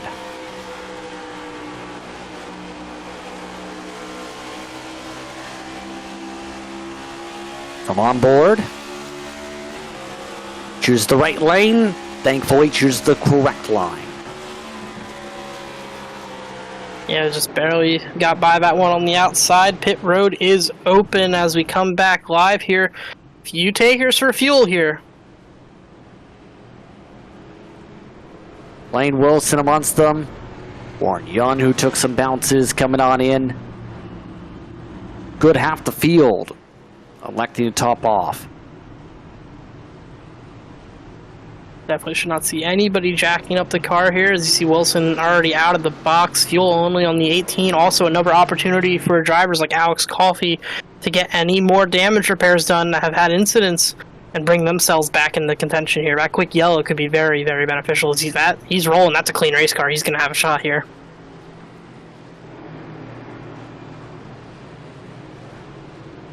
Yeah, great opportunity now for Coffey after getting all the damage repair done. We're restarting 19th. Still minus 11 on the race. A lot of clutch and coasting. You know, one thing's for certain, Nick King cannot make it on gas here. Interesting scenario right now. Let's see if we can talk with him to see what's on the mind. King making things work so far on 29 lap hole tires. Nick, what made you go on the strategy call here? You are on a 20 lap offset compared to the rest of the field. Honestly, like I took a set of tires early on because I was making adjustments on the set. It didn't feel quite right to me, and I was babying the entire run. Like I was barely on it. I was barely pushed. You know, I was rolling 3/4 of the corner. So I was like, you know what? Let's save a set. Let's see what we can do for the end of the race. Hopefully, have an extra set where everybody else doesn't. We'll see where we go from there. What's the game plan now for the rest of the way? You are not in the window to make it on fuel, mind you, what the rest of the field is. Oh, I know there's going to be another caution at some point.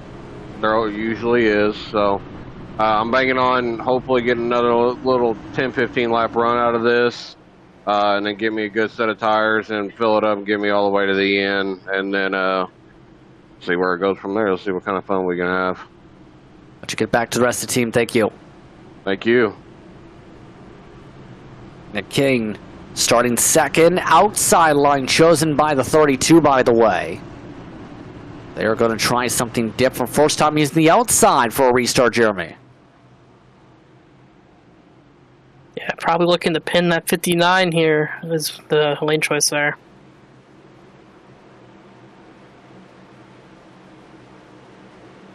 Coming up now to the Simrat Market restart zone. Green flag is out. Very bogged down from King. Holden all with the back bumper. Second time Holden's had to restart behind a driver on older rubber here. Wortman Jr. takes advantage, and that is a Warrior car. Able to move up to the third spot. Now has a chance to pass his teammate. Not going to make the move here down in the turn. Three wide behind them there.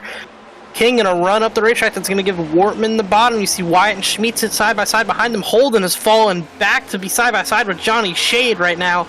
That's for the 6th position. Another bad timing of the restart. How about 3 wide for the 59? Squeezed by the 45. Holden had to go back in line. Remember, he struggled on fire-off at the start of stage 2 as well. Squeezed down back on the PSS car. Oh, wow. Holden tries to get his rhythm back. Older tires now with a high side. Kyle Holden put in a bad position on the restart, starting behind the car on old tires. Put him back in traffic where we see him struggling now, just as he did at the beginning of stage 2, still side by side with Johnny Shade, as Schmitz will look to the inside of King with his fresh tires.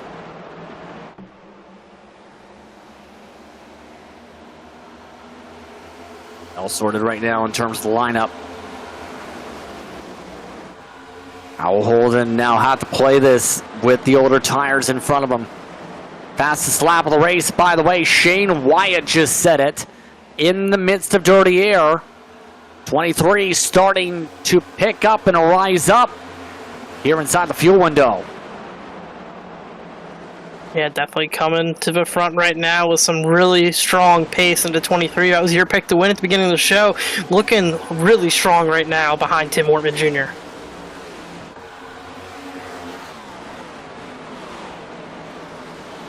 Up them sort together right now. Wortman Jr. just set the fastest lap up in second. Right now, the 12. This is around the range. They were looking for a caution flag. They haven't gotten it yet. That Ford still trying to tough it on out. The fall off not as big as you would think. It looks like I'm a 20 lap difference. Yeah, the stop and go of the cautions definitely helped the 12 car out there. Just lets those tires continue to cool. Heat cycles always an advantage to those on older tires compared to running green. So see them fanned out way back there, but King still holding on in front of Shade, and I believe that's Rogers on the outside of Holden. Now Holden continues to fall.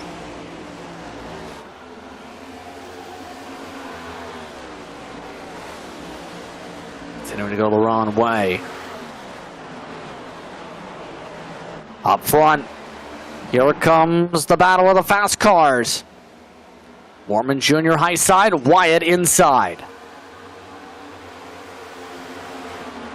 Shane Wyatt looking to the inside of Tim Wortman Jr. Going to complete that pass now down here in 3 and 4. Wortman nowhere to go with a crossover. Good momentum carry. Oh, he got in the fence, though. It's going to put the 83 back to the inside. He blocks off that move. Shane Wyatt in the P2. A hairy moment out of turn 4. A tricky spot, a tough situation. But the 23 for Dig Esports able to jump to second. Still less than 60 laps to work with in the race to be able to close up to the 32, who's built up a significant buffer on this short run. Smeets, who was involved in some of the incidents earlier on, also clawing his way to 4th. Smeets fair on the inside of Rogers, who's on the outside of Shade now. Smeets will clear that. Really tight there, Johnny Shade. That's seen him do that a few times tonight, getting into the door people on the exit of turn 2. You gotta be careful because you'll pitch yourself around and get in somebody's door like that. And he's diving in turn 3. He's gonna hit him again. Oh, up the racetrack, puts Rogers almost in the fence. Rogers not gonna be happy about that one.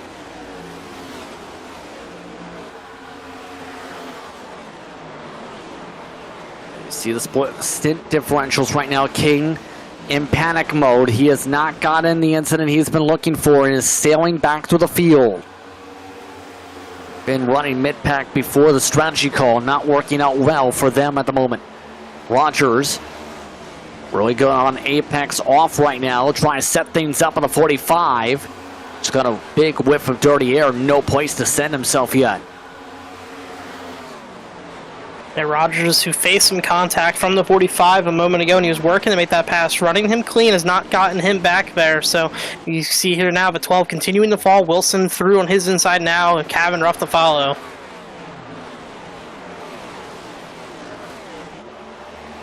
Yeah, and this is now the tough thing for a lot of drivers. So many different approaches on how you take this racetrack. And now it's about trying to execute here in the dark sky. Looking at who's executing some comeback drive momentum. Alex Coffey is in 13th. Yeah, Coffey definitely moving forward here. Gonna see if he can get to the outside. More tight hole there. That's a teammate as well. King gonna be in the way. He's gonna slide up the racetrack though with those old tires. They're 3 wide right now, but Coffey's gonna clear all of them.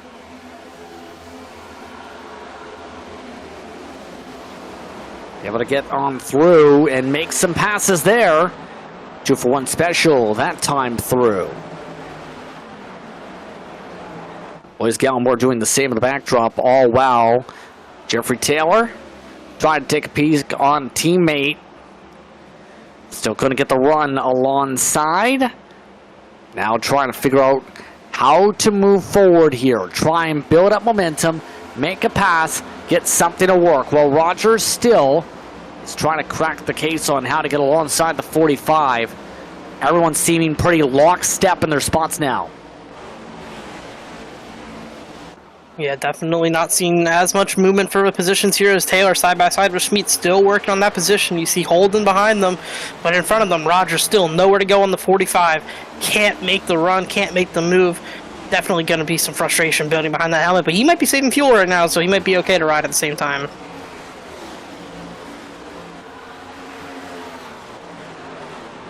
Let's see. Still in the line, goes to 22. Holden trying to clear. Wilson gets the run on the outside. It's been up and down as we touched, as mentioned by Smeets on the back sticker. The elevator men always get it up. So far, he has been trying to get this momentum up. 32nd starting spot tonight. Already significant repairs done. It's been a battle just to get here for Jordan. Yeah, it definitely has been. He's been resilient all night long. As you look there at the most biggest movers, Matt Cox, the only one ahead of him. So Schmeets has done a great job coming through the field, passing a lot of race cars tonight. And yeah, that sometimes can be really difficult, but I mean, it's certainly fun when you get to pass people all night long.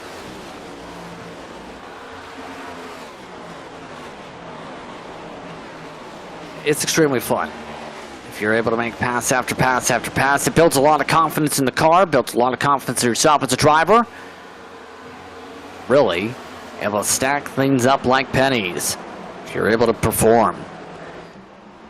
Here comes someone looking to perform. Ruff, doing a good job tonight. He's in the top 10. Nearly made contact with a blocking 22. As he now tries to go to the outside of both of them. Yeah, good move there on the outside. Cabin Ruff having another solid night this evening inside the top 10 for a majority of it. Good pace on the 14, and he's looking to move forward even more now. He's clear of Schmeets for 7th.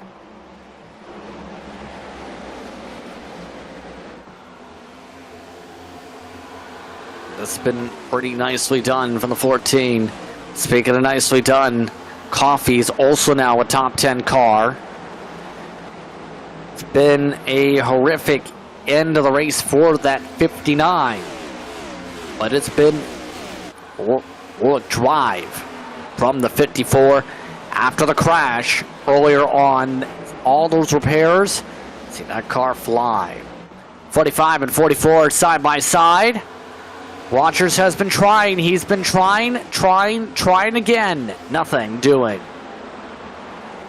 These two just so evenly matched on pace right now, showing a lot of what we talked about with this racetrack earlier on in the evening. Just so difficult to make passes, and really one of the only ways to get it done is truly just having that speed disparity between two cars, and it not really mattering what the guy around you is doing because you're just so much faster. They're losing ground now with some of this battling here. Hence the urgency the 44 showing to make a pass, get the job done. Top three have now pulled away by 5 car lengths. The more they keep squabbling, the more time they're going to lose here. 30 flats for them last time by. The leader's running 29.9 still. Shade definitely just missing a little bit of grip compared to that 44 car, but he has just enough to make the pass difficult, almost in the fence there out of turn 4, may have even just kissed it a little.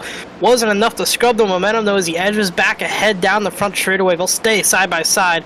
Rogers still can't quite clear the 45, Johnny Shade.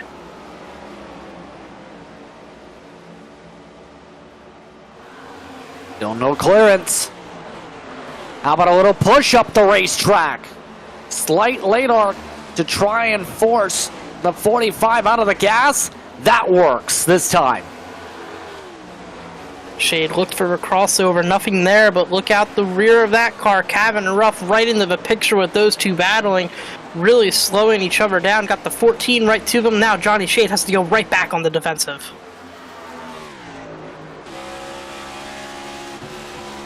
Remember that pick conversation earlier? Well, it's really coming into play now, isn't it? Wyatt tries that diamond line. We talked about that's been a no-no tonight. Doesn't work. In fact, Cox was quicker on corner apex. How do you set this up if you're Wyatt? You just got to keep looking for grip.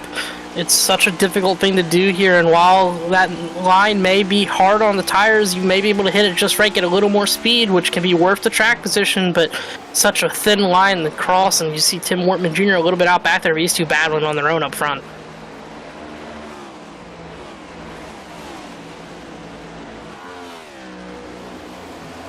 Indeed. See them all drive it out. That 14 continues to have its best race of the season. How about a top 5 for Kevin? Yeah, finally putting together a long run pace here tonight. So glad to see it out of that car. We've seen him so fast on the short runs all season. Just needed to find a way to really bundle that pace all up into some real long run longevity and good pace over the run. He's getting to the back of Rogers now. For too long here, he might be catching Wortman, maybe even Wyatt Cox up there. He's looking really good.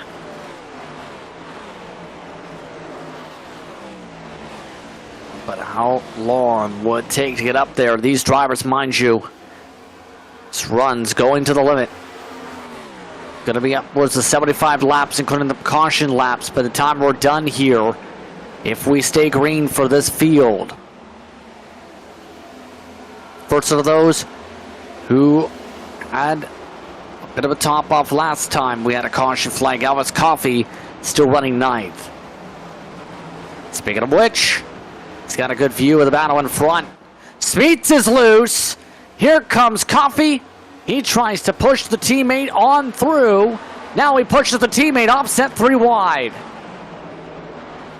Played that perfectly, gave Shade just enough of a push to get him clear. Smeets would only be 2 wide in the corner after the 3 wide move. That sends them 3 wide behind him, though, as Shade missed the corner. Now they're outside 3 wide. Wilson on the bottom, Smeets in the middle. Outside there, Shade still looking. Here comes Holden on the inside now. More drivers trying to make some moves and take advantage of these mistakes building up. Shade was in the wall. Smeets trades some paint back. A bit of contact back and forth there. 22 tries to clear, does. 38 laps to go from Nashville. Here comes Holden. Holden's been saving those tires, minding his time, saw it, pushing him back in the running order, shorter end of the run, but he's definitely coming back now with some more speed than those around him. Should make quicker work of Shade here as he has that preferred inside line on the 45, who's been struggling on the exit of the corners.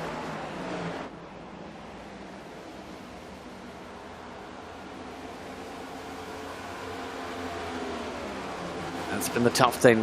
If one more you struggle on the corner exits right now, more up for grabs you'll likely be for some of these passes. Holden starting to find something. Oh, bad time to reach traffic. Had to back out of the gas. Here we got squished into the wall by the 22. Able to get back to the bottom. Tim Harper Jr. there going another lap down to the field, holding on after damage early, derailed his night. Didn't even really get a chance to race tonight. Typically see great speed out of that 56 car, doing his best to stay out of the way, but as you can see there, sometimes it gets a little bit hairy. Up front though, Rogers closed in on Wortman, Kevin Ruff still all over him, and Jeffrey Taylor in behind.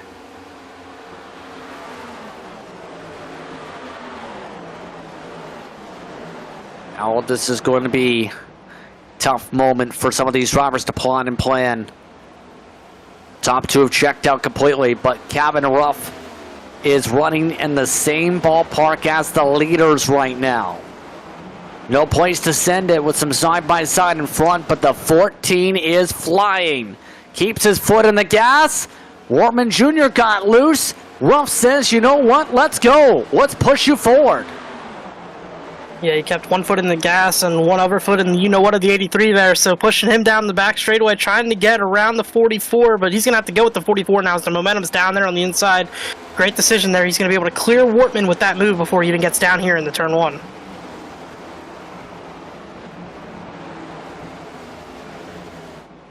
Oh, a bit of loose. Ruff pushing too hard in the fight now. Just lost 2 spots from that one mistake.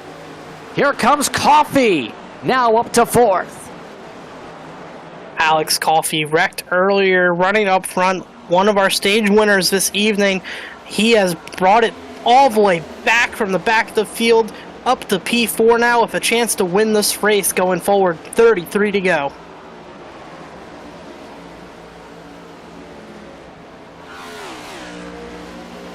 Our chance to be able to build a run. Coffey quickly getting to work on the 44. Rogers trying to cross him back up. No, Coffey up to 3rd. And the recovery is a couple spots away from completion.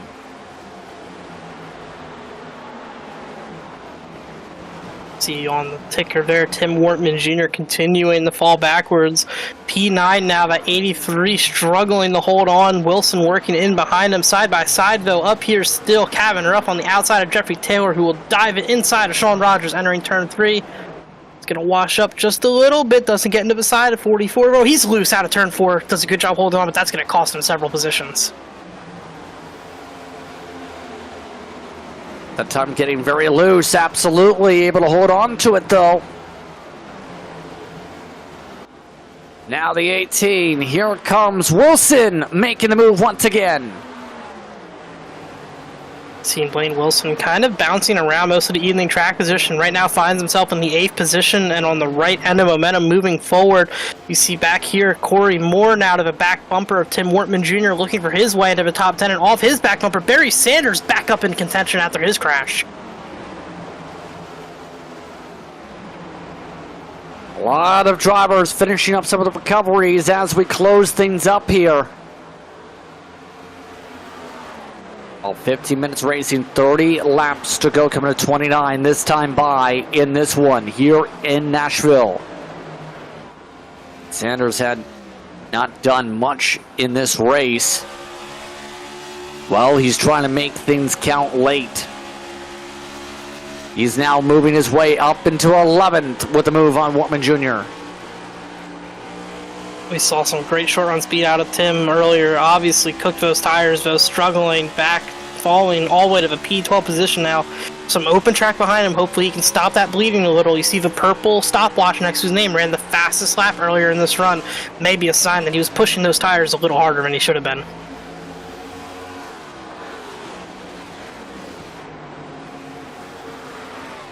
And that's the tough thing. You never know if you push too hard until all of a sudden, bam, you're struggling. You're on that struggle bus trying to figure out, what can I do the next time?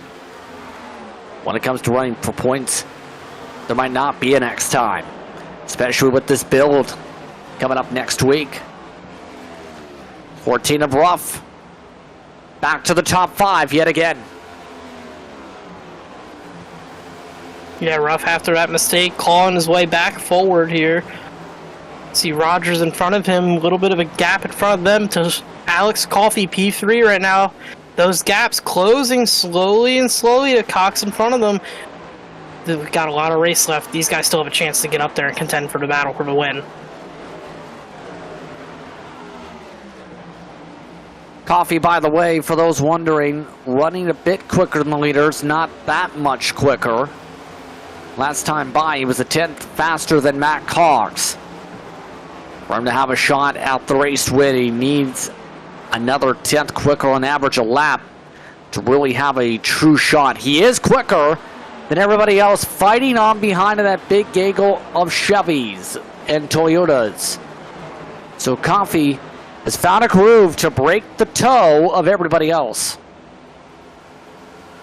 Yes, he has, and you know, don't sleep on Shane Wide, still up there in P2 as well. We've seen him falling a little bit backwards in Matt Cox, but not a lot. Still really good pace in that 23. Maybe holding on to those tires, trying to mount a late charge, just holding to be inside of Kevin Ruff now. He was definitely saving tires earlier as he's about to crack back into the top 5.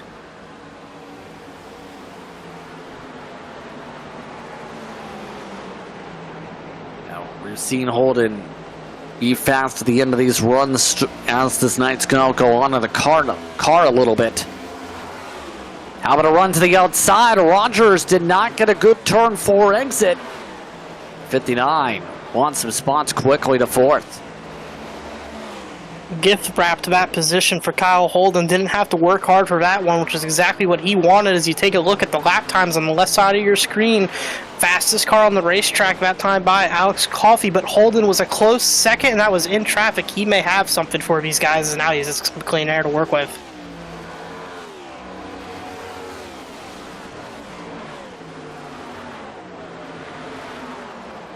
Yes, indeed.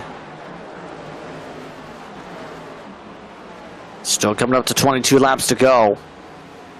Interval is 2.4 seconds. Coffey about half a tenth quicker last time by than the race leader.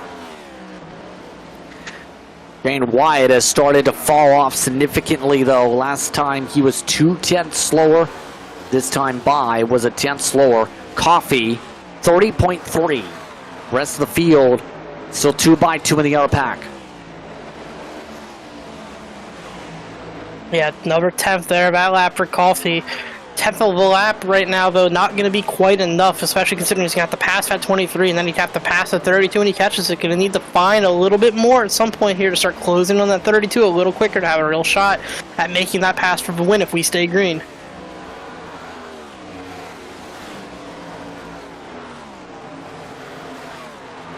Looks trickiness right now for Taylor on the inside. Looks drawn early on. Taylor started off this race leading 23 laps. In the first stage were those laps led, since that hasn't been able to find his way really into the conversation with the race lead. Coffey trying to join it. 20 to go. Second is up for grabs. He's in the draft of the 23, his teammate. Trying to find the clean air in the corner of it. Runs a little bit lower than the 23. Coffey's going to really be wanting Wyatt to work with him when he gets there. Try to give him a chance to trace down Matt Cox. As that gap almost down to 2 seconds flat. Fluctuates a little bit in the corners, but Coffey's still closing ever so slightly.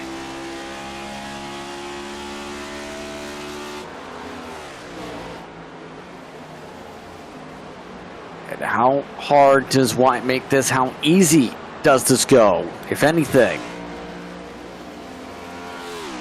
See the difference on corner exit, just able to get much more power down on the exit. Coffee dives to the inside. That was pretty easy.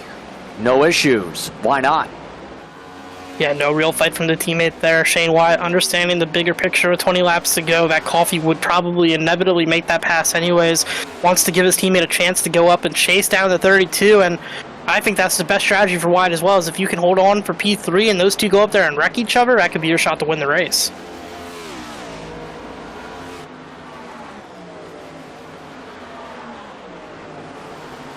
The others continuing to fight. Ruff still not backing down. He's preferred the high side much of this run. One of the major things Ruff's done is kept it pinned on the throttle to be able to get a power off on corner exit. Feels good right now, but how long can he keep this up? Still trying to pin the 22 down bottom. Yeah, gonna need to find a way to keep working that high lane.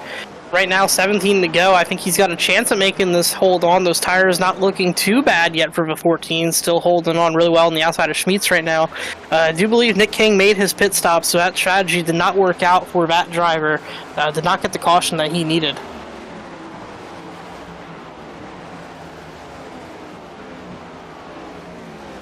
Not at all. Oh, this is trouble. 3 wide for a moment. Ruff trying to force it up the middle. Caution flag is out. The 22 slides up the track, and this changes everything. Sean Rogers very displeased with the drivers behind him causing that incident. He was just running his line, kind of got taken out by Kevin Ruff, going for a gap that we'll see whether or not it was there here on our RS Button Boxes replay.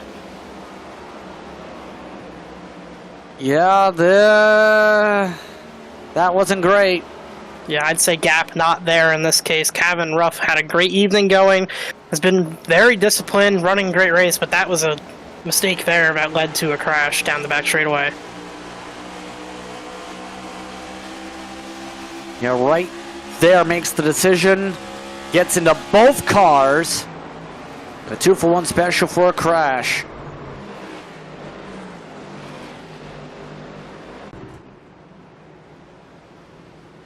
This brings everybody to pit road. This is where you better have a set available at this point. I do believe everyone does have a set available. There's just a bit of contact entering pit road in the back, but never mind that. It looks like everybody taking 4 tires here. Possibly a little bit of fuel just for the weight of the car and the handling, but see an 8.4 there, Victor Fluger, 7.8 Chris Davis. Might be some 2 tire stops as well. Definitely a very viable strategy at this racetrack with this few laps to go.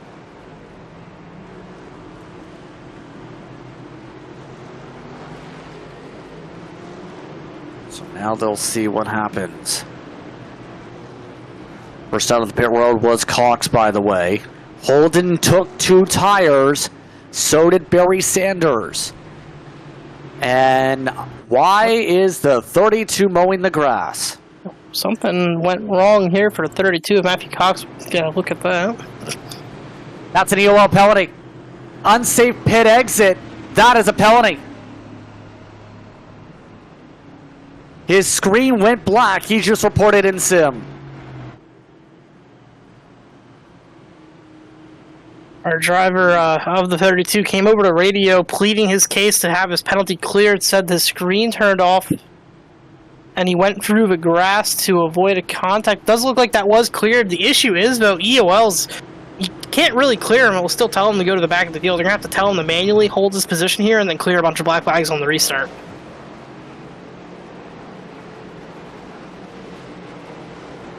He's choosing outside, it looks like.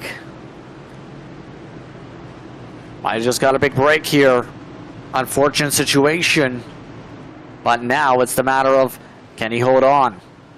2 tires for him, for Holden, and for Sanders in the first 3 spots. Coffee is the first on 4 fresh tires. Victor Fluger also up there on a 2-tire pit stop. 12 laps to do this. This could get nerve-wracking for a second here, Jeremy. This could get wild. Yeah, definitely could, and a bit of a messed up restart order here. Hopefully not too much confusion throughout the field, so that way we can avoid any issues from that. But 2 tires, like you said up front, Alex Coffey first on 4 tires. Yeah, as much as people may think that's an advantage, well, sometimes this place is weird, but 2 tires might actually be faster.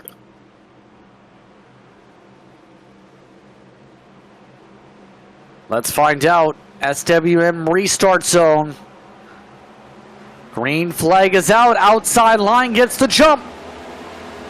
Cox gets clear. Coffey tries to get the run for second. They scatter offset 3 wide behind him.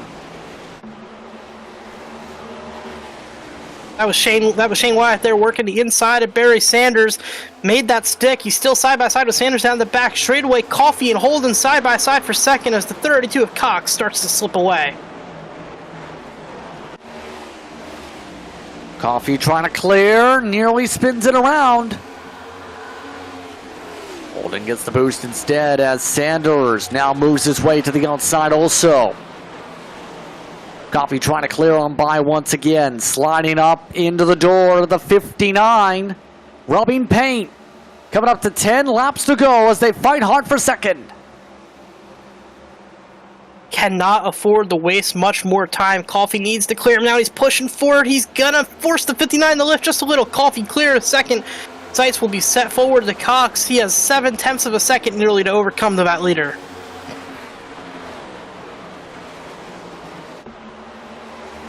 Matt Cox setting the fastest laps of the race, meanwhile, is flying. Coffey has to push and push as hard as possible to have any chance at the 32 car. Sanders trying to clear on by wide in the pack, but is this gap insurmountable, or will Coffey be able to chew it away? Holden trying to work with him.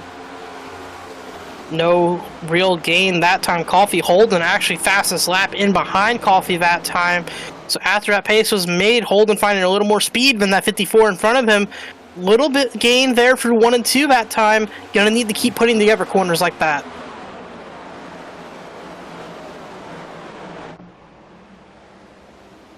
Gonna require a lot of effort right now at 6/10 the deficit. It's going down on the straightaways, but the caution flag is out. Car in the grass. Puts us under yellow. It's Kevin Ruff who's down in the infield. It's battling for ninth with Victor Fluger. Yeah, it looks like live there he might have gotten just a little bit of help from that 43, but we'll take a look here. Yeah, just a little bit late there, but 43 got into the back of him coming off that corner, got that 14 a little bit upset and sent him around.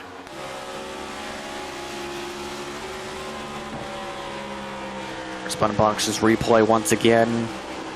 Clear, slides in the nose. Bye-bye. Yeah, I don't know how much you can really blame Fluger there. 14 was a little bit loose there in front of Kevin Ruff. Maybe could have lifted a little and cut him a break, but this late in the race, it's so hard in the 43's position to really get out of it and not get into the back of the guy. Definitely no intent there, but just a little bit of contact and the 14 was sent sideways.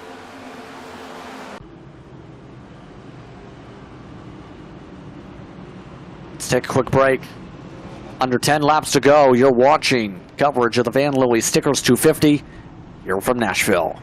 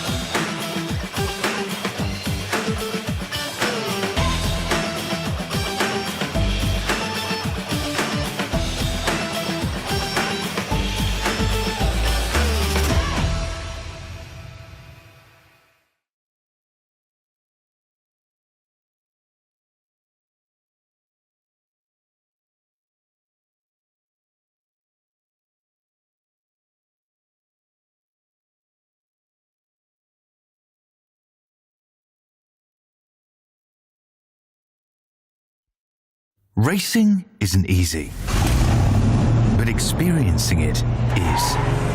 iRacing puts you in the driver's seat with the industry's leading sim racing game. Drive on laser scan replicas of the greatest racing circuits from around the world. Go head-to-head against other drivers chosen by skill-based matchmaking to ensure competitive racing at every level. Compete across all your favorite series.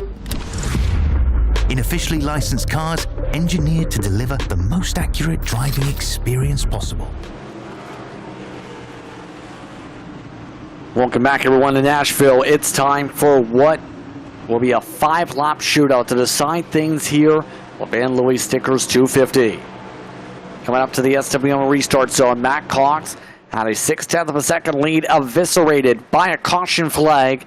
Alex Coffey will start alongside. Coffey's on 4 tires, Cox on 2. Matt Cox with a good fire-off, better fire-off for Holden. Here comes the 59 to second. All clear there in turn 1 for Holden. Good for Cox to bury for 4 tires behind the 2 tires of Holden, who will now be in front of the 2-wide battle there for 3rd. Coffey to the outside of Wyatt. He clears him there, but the Holden in front now. It's going to be a big issue for Alex Coffey. And Holden try and close up the gap. So we got 4 laps to do something, anything to chip away out the margin. Side by side building up around the edge of the top 10, but it stays single file for now. Holden needs to close up 4/10 to have a shot at the 32. Little bit gained here down the back straightaway, using that draft, closing in just ever so slightly more deeper into turn 3 this time than that of the car in front of him. Not going to be able to gain on exit though. Good exit there, Matt Cox. That gap's still going to stay around 3.5 tenths.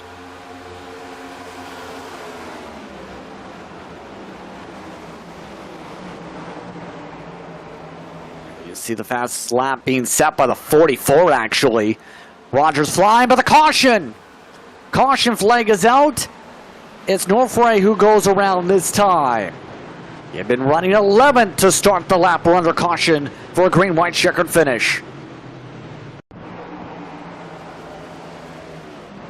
We get our look here at our RS button boxes replay. A lot of help there. Kevin Ruff involved, Nigel Christensen, and a huge lick to the outside wall for the 19 Caden Norfrey.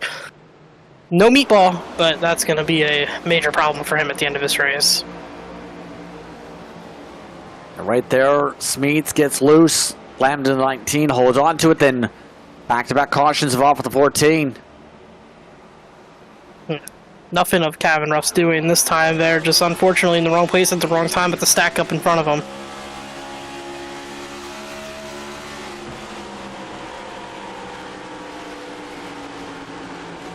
Right there, trying to cut underneath the inside. Everyone stacked up.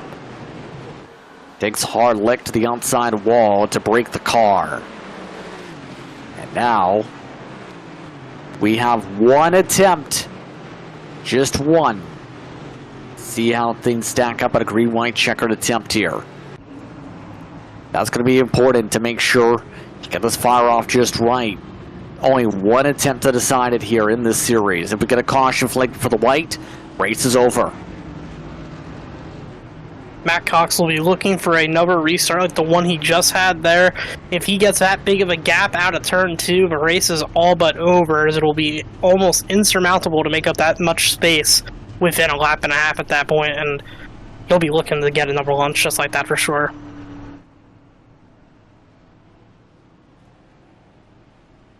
Repairs getting done on the 19. Taylor amongst those who also came down to pit road, so something going on with the 9 machine. But the 19's rear tires are spinning like crazy down there in his pit box. Not quite sure what happened with that car. I've never seen this before. No smoke, no tire marks, but that right rear is going crazy. Add that to the list on the update next week. We'll see. Just trying to keep the throttle in it. Trying. Or unscrewing like the lid on top of a tomato jar. The front brakes are pretty impressive there. The car was able to stay in place with all of that going on in the rear, but he is now away and out of his box. Got what he could repaired. Obviously not all of it, though, as he took a very, very big hit.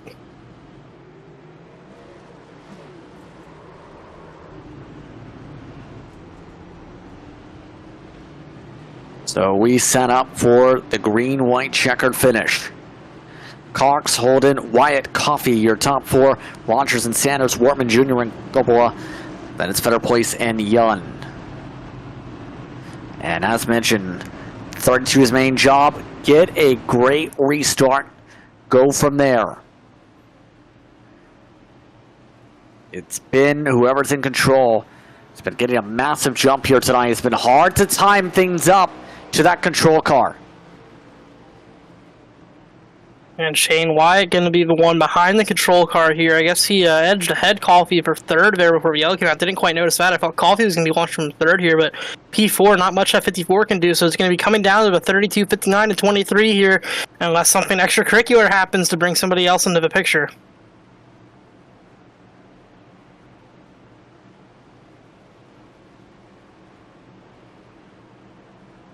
Here we go, coming up to the SimWrap Market Restart Zone.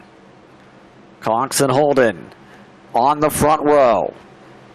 Cox has led 83 laps now tonight. Can he finish this one out? Oh, he went a little bit later. Wyatt goes on through for second. Cox moves up and they're crashing. Caution flag is out. That's the race.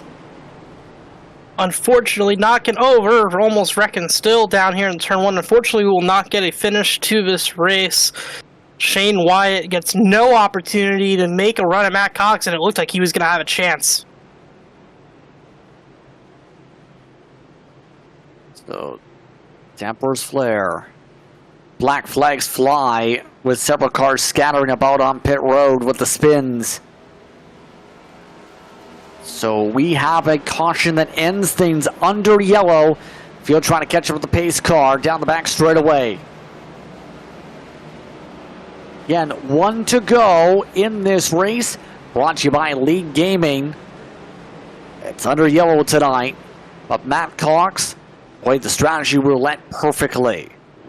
It's once the drivers who went on an offset strategy towards the end of stage 2, where some went for the tires, others went for the track position, the points. And it turned out tonight, track position mattered even with the tire differential in stage 3. Bit of contact in the checkups under the pacing line. Shane Davis returned to the track here. Checker flag waves off to victory lane, brought to you by VanLily's stickers. Matt Cox gets it done, and oh no, the 79 gets turned in front of the field. That is the team motor for Matt Cox, so I think those guys are just messing around, destroying the race cars at the end here, but Shane Davis was in that early wreck, just returned to the session just now to pull onto the track in front of his driver there. I see some congratulatory bumps from a few of the dig cars here as Matt Cox, we covered, wasn't quite his night for quite a while, but he played the strategy perfectly, and once he was the lead, there was no taking it from him.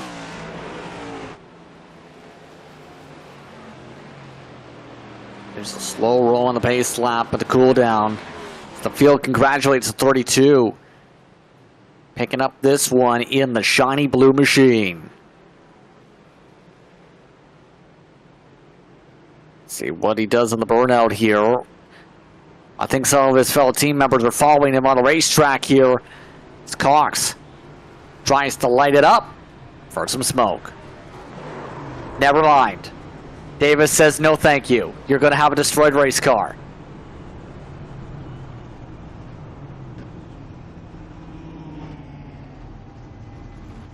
Let's take a break. The axles are destroyed on Cox, but he still gets the win. He gets it done in Nashville with the VanLily's stickers 250 at Nashville Superspeedway.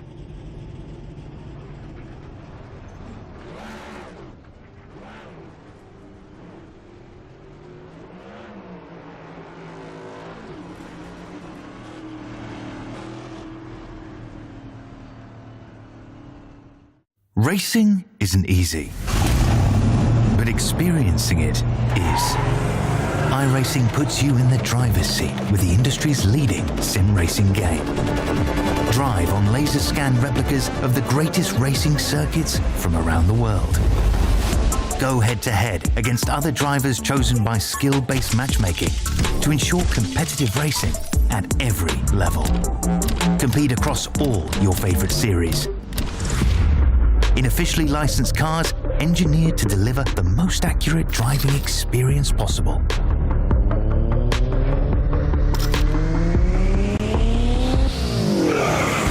Join a race or host your own with players from across the globe. Race against the computer or in a league with friends. Feel the thrill behind the wheel. Visit iRacing.com.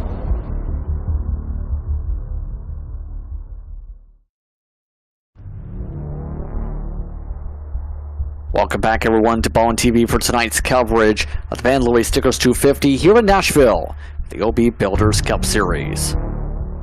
Let's take a look at the unofficial race result. Matt Cox gets the win over Shane Wyatt. Kyle Holden also on the podium. John Rogers finished in 4th. Alex Coffey rounds out the top 5. Better place in front of Matthews, Coppola, Jan, and Smeets get the top 10. First car missing out on top 10 this evening was the 42 of Corey Moore.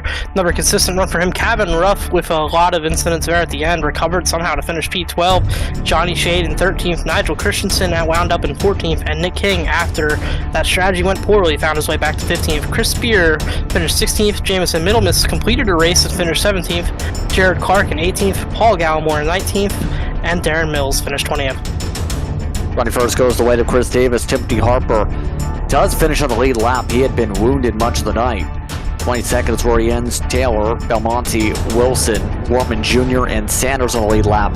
Ryan Huff, Kaden Northright, and Victor Fluger all laps down. Blazkowski, part of the DNF list.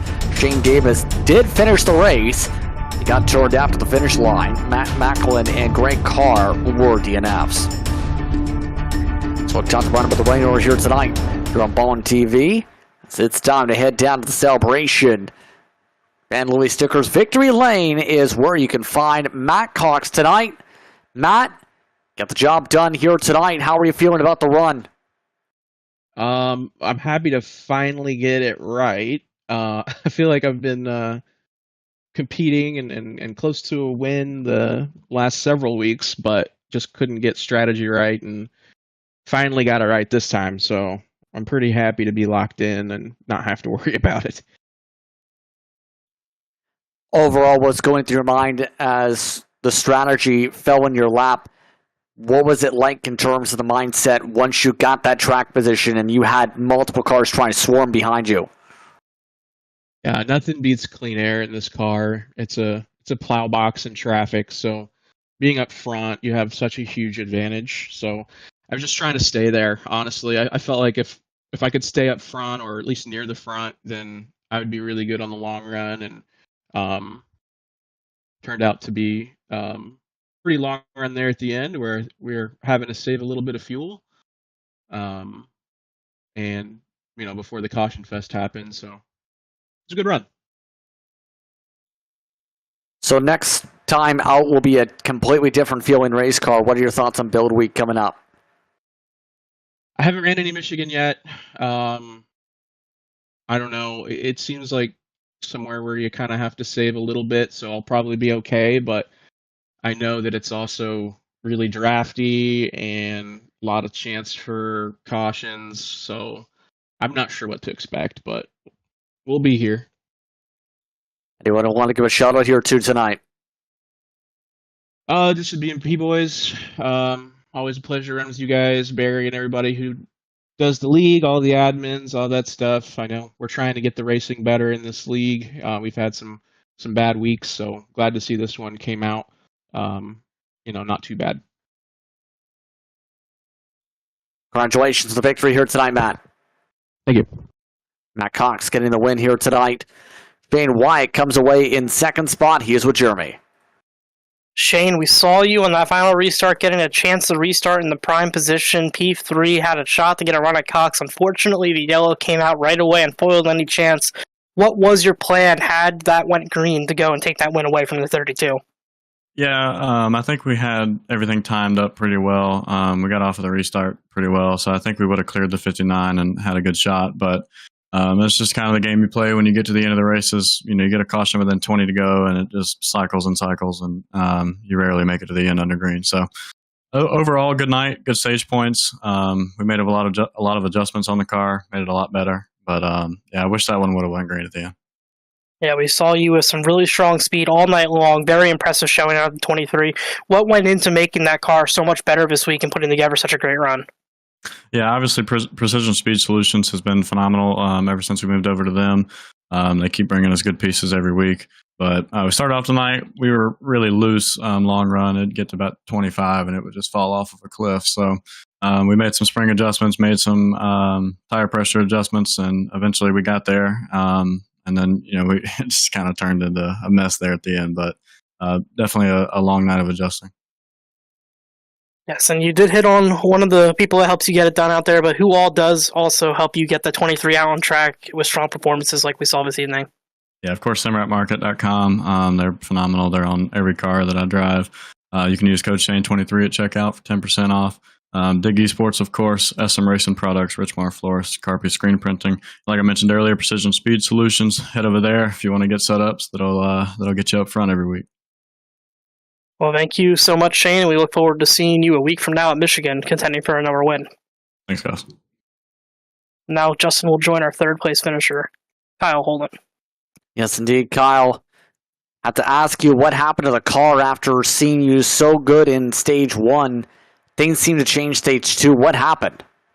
I'm not really sure. I think they just started driving it a little bit harder than I really wanted to. I was going to just kind of run the same pace that I was running, and I kind of got stuck on the outside and then got stuck on the inside, just kind of getting trained. So I just tried to save the tires as best I could, and we got a couple cautions there, which didn't let me kind of get any time to pass and kind of save my tires to get around some guys. So stage 3, we kind of flipped the script a little bit and took 2 tires instead of taking all 4 each pit stop. Doesn't seem that you really need too much tires here. They don't heat up on the left side too much. So just took 2 and seemed to work out well. We gained a lot of positions there, then fell back again. Kind of got stuck back there with all the dirty air, but eventually was finally able to pull through and get up to like 4th place. And then the caution came out as I was catching P2 and P3 there. But overall, I think that was a pretty good race that we had there. On the restart there at the end, I got smacked by Alex so hard that I would have got a black flag. So I had to step on the brakes a little bit, and then Matt went, and then it stacked up the field. Well, tonight also seemed like it was a tricky one to be able to set up opportunities to pass. How would you describe the dirty air effect at a track like this where it seemed that it was difficult to build up some of the runs? Yeah, you couldn't be aggressive with the throttle. You had to wait. You just couldn't get on it, otherwise you would have smacked the wall. So you had to be really patient with it and hope that either they make a mistake, but it was really tough, really, really tough. So your thoughts on Michigan next week with Build Week going to also impact things, expecting a lot of changes next week. Yeah, we're going to finally see what the new update is going to actually bring. I think they tease us a little bit with Charlotte with how tight it's been since it's used to be. So it's probably going to be a lot tighter. It's going to be harder to pass. Hopefully maybe the new tire change does a little something to benefit those guys who try to save their tires instead of push it. So we'll see what happens. Any shout you'd like to give here tonight after this one? Yeah, of course. Huge thanks to Cameron at Sim Rent Market being sponsored on the car. Huge thanks to Sim HQ. Huge thanks to Barry for putting on this league. You guys doing the booth. Can't wait to watch this one. Congratulations on the run here tonight, Kyle. Appreciate it. Kyle Holden rounding up the top 3. Thank the top 3 for taking the time to speak with us during post-race coverage here on Ballin TV. Michigan is next, and that's going to be an interesting one with the Build Week. Your thoughts, Jeremy, as we get ready for Build Week? Michigan's always been one of my favorite and one of my best racetracks on the sim, and typically I'd have so much to say about what's going to go into being successful at this place. But frankly, going into the Build Week, I have no clue, just like everyone else. So we're really going to be going into this race with a blindfold on. Nobody knows what to expect, and if it's anything like typical Michigan, just stay to the outside. Don't let people get to your right rear. Keep your momentum up and make those passes count. See that on June the 11th. Be sure to tune in for an interesting build week, 8 p.m. start time. Catch that here on Ballin TV for coverage of the OB Builders Cup Series. On that note, it's time to say goodbye. I'd like to thank everyone for tuning in for tonight's coverage of the VanLily's Stickers 250 here at Nashville Superspeedway here on iRacing. For co-announcer Jeremy Miller, for producer GJ Lyon, I'm Justin Brent saying so long. Enjoy the rest of your evening. You've been watching the OB Builders Cup Series for the Music City. Congratulations to your race winner, Matt Cox, on getting the job done.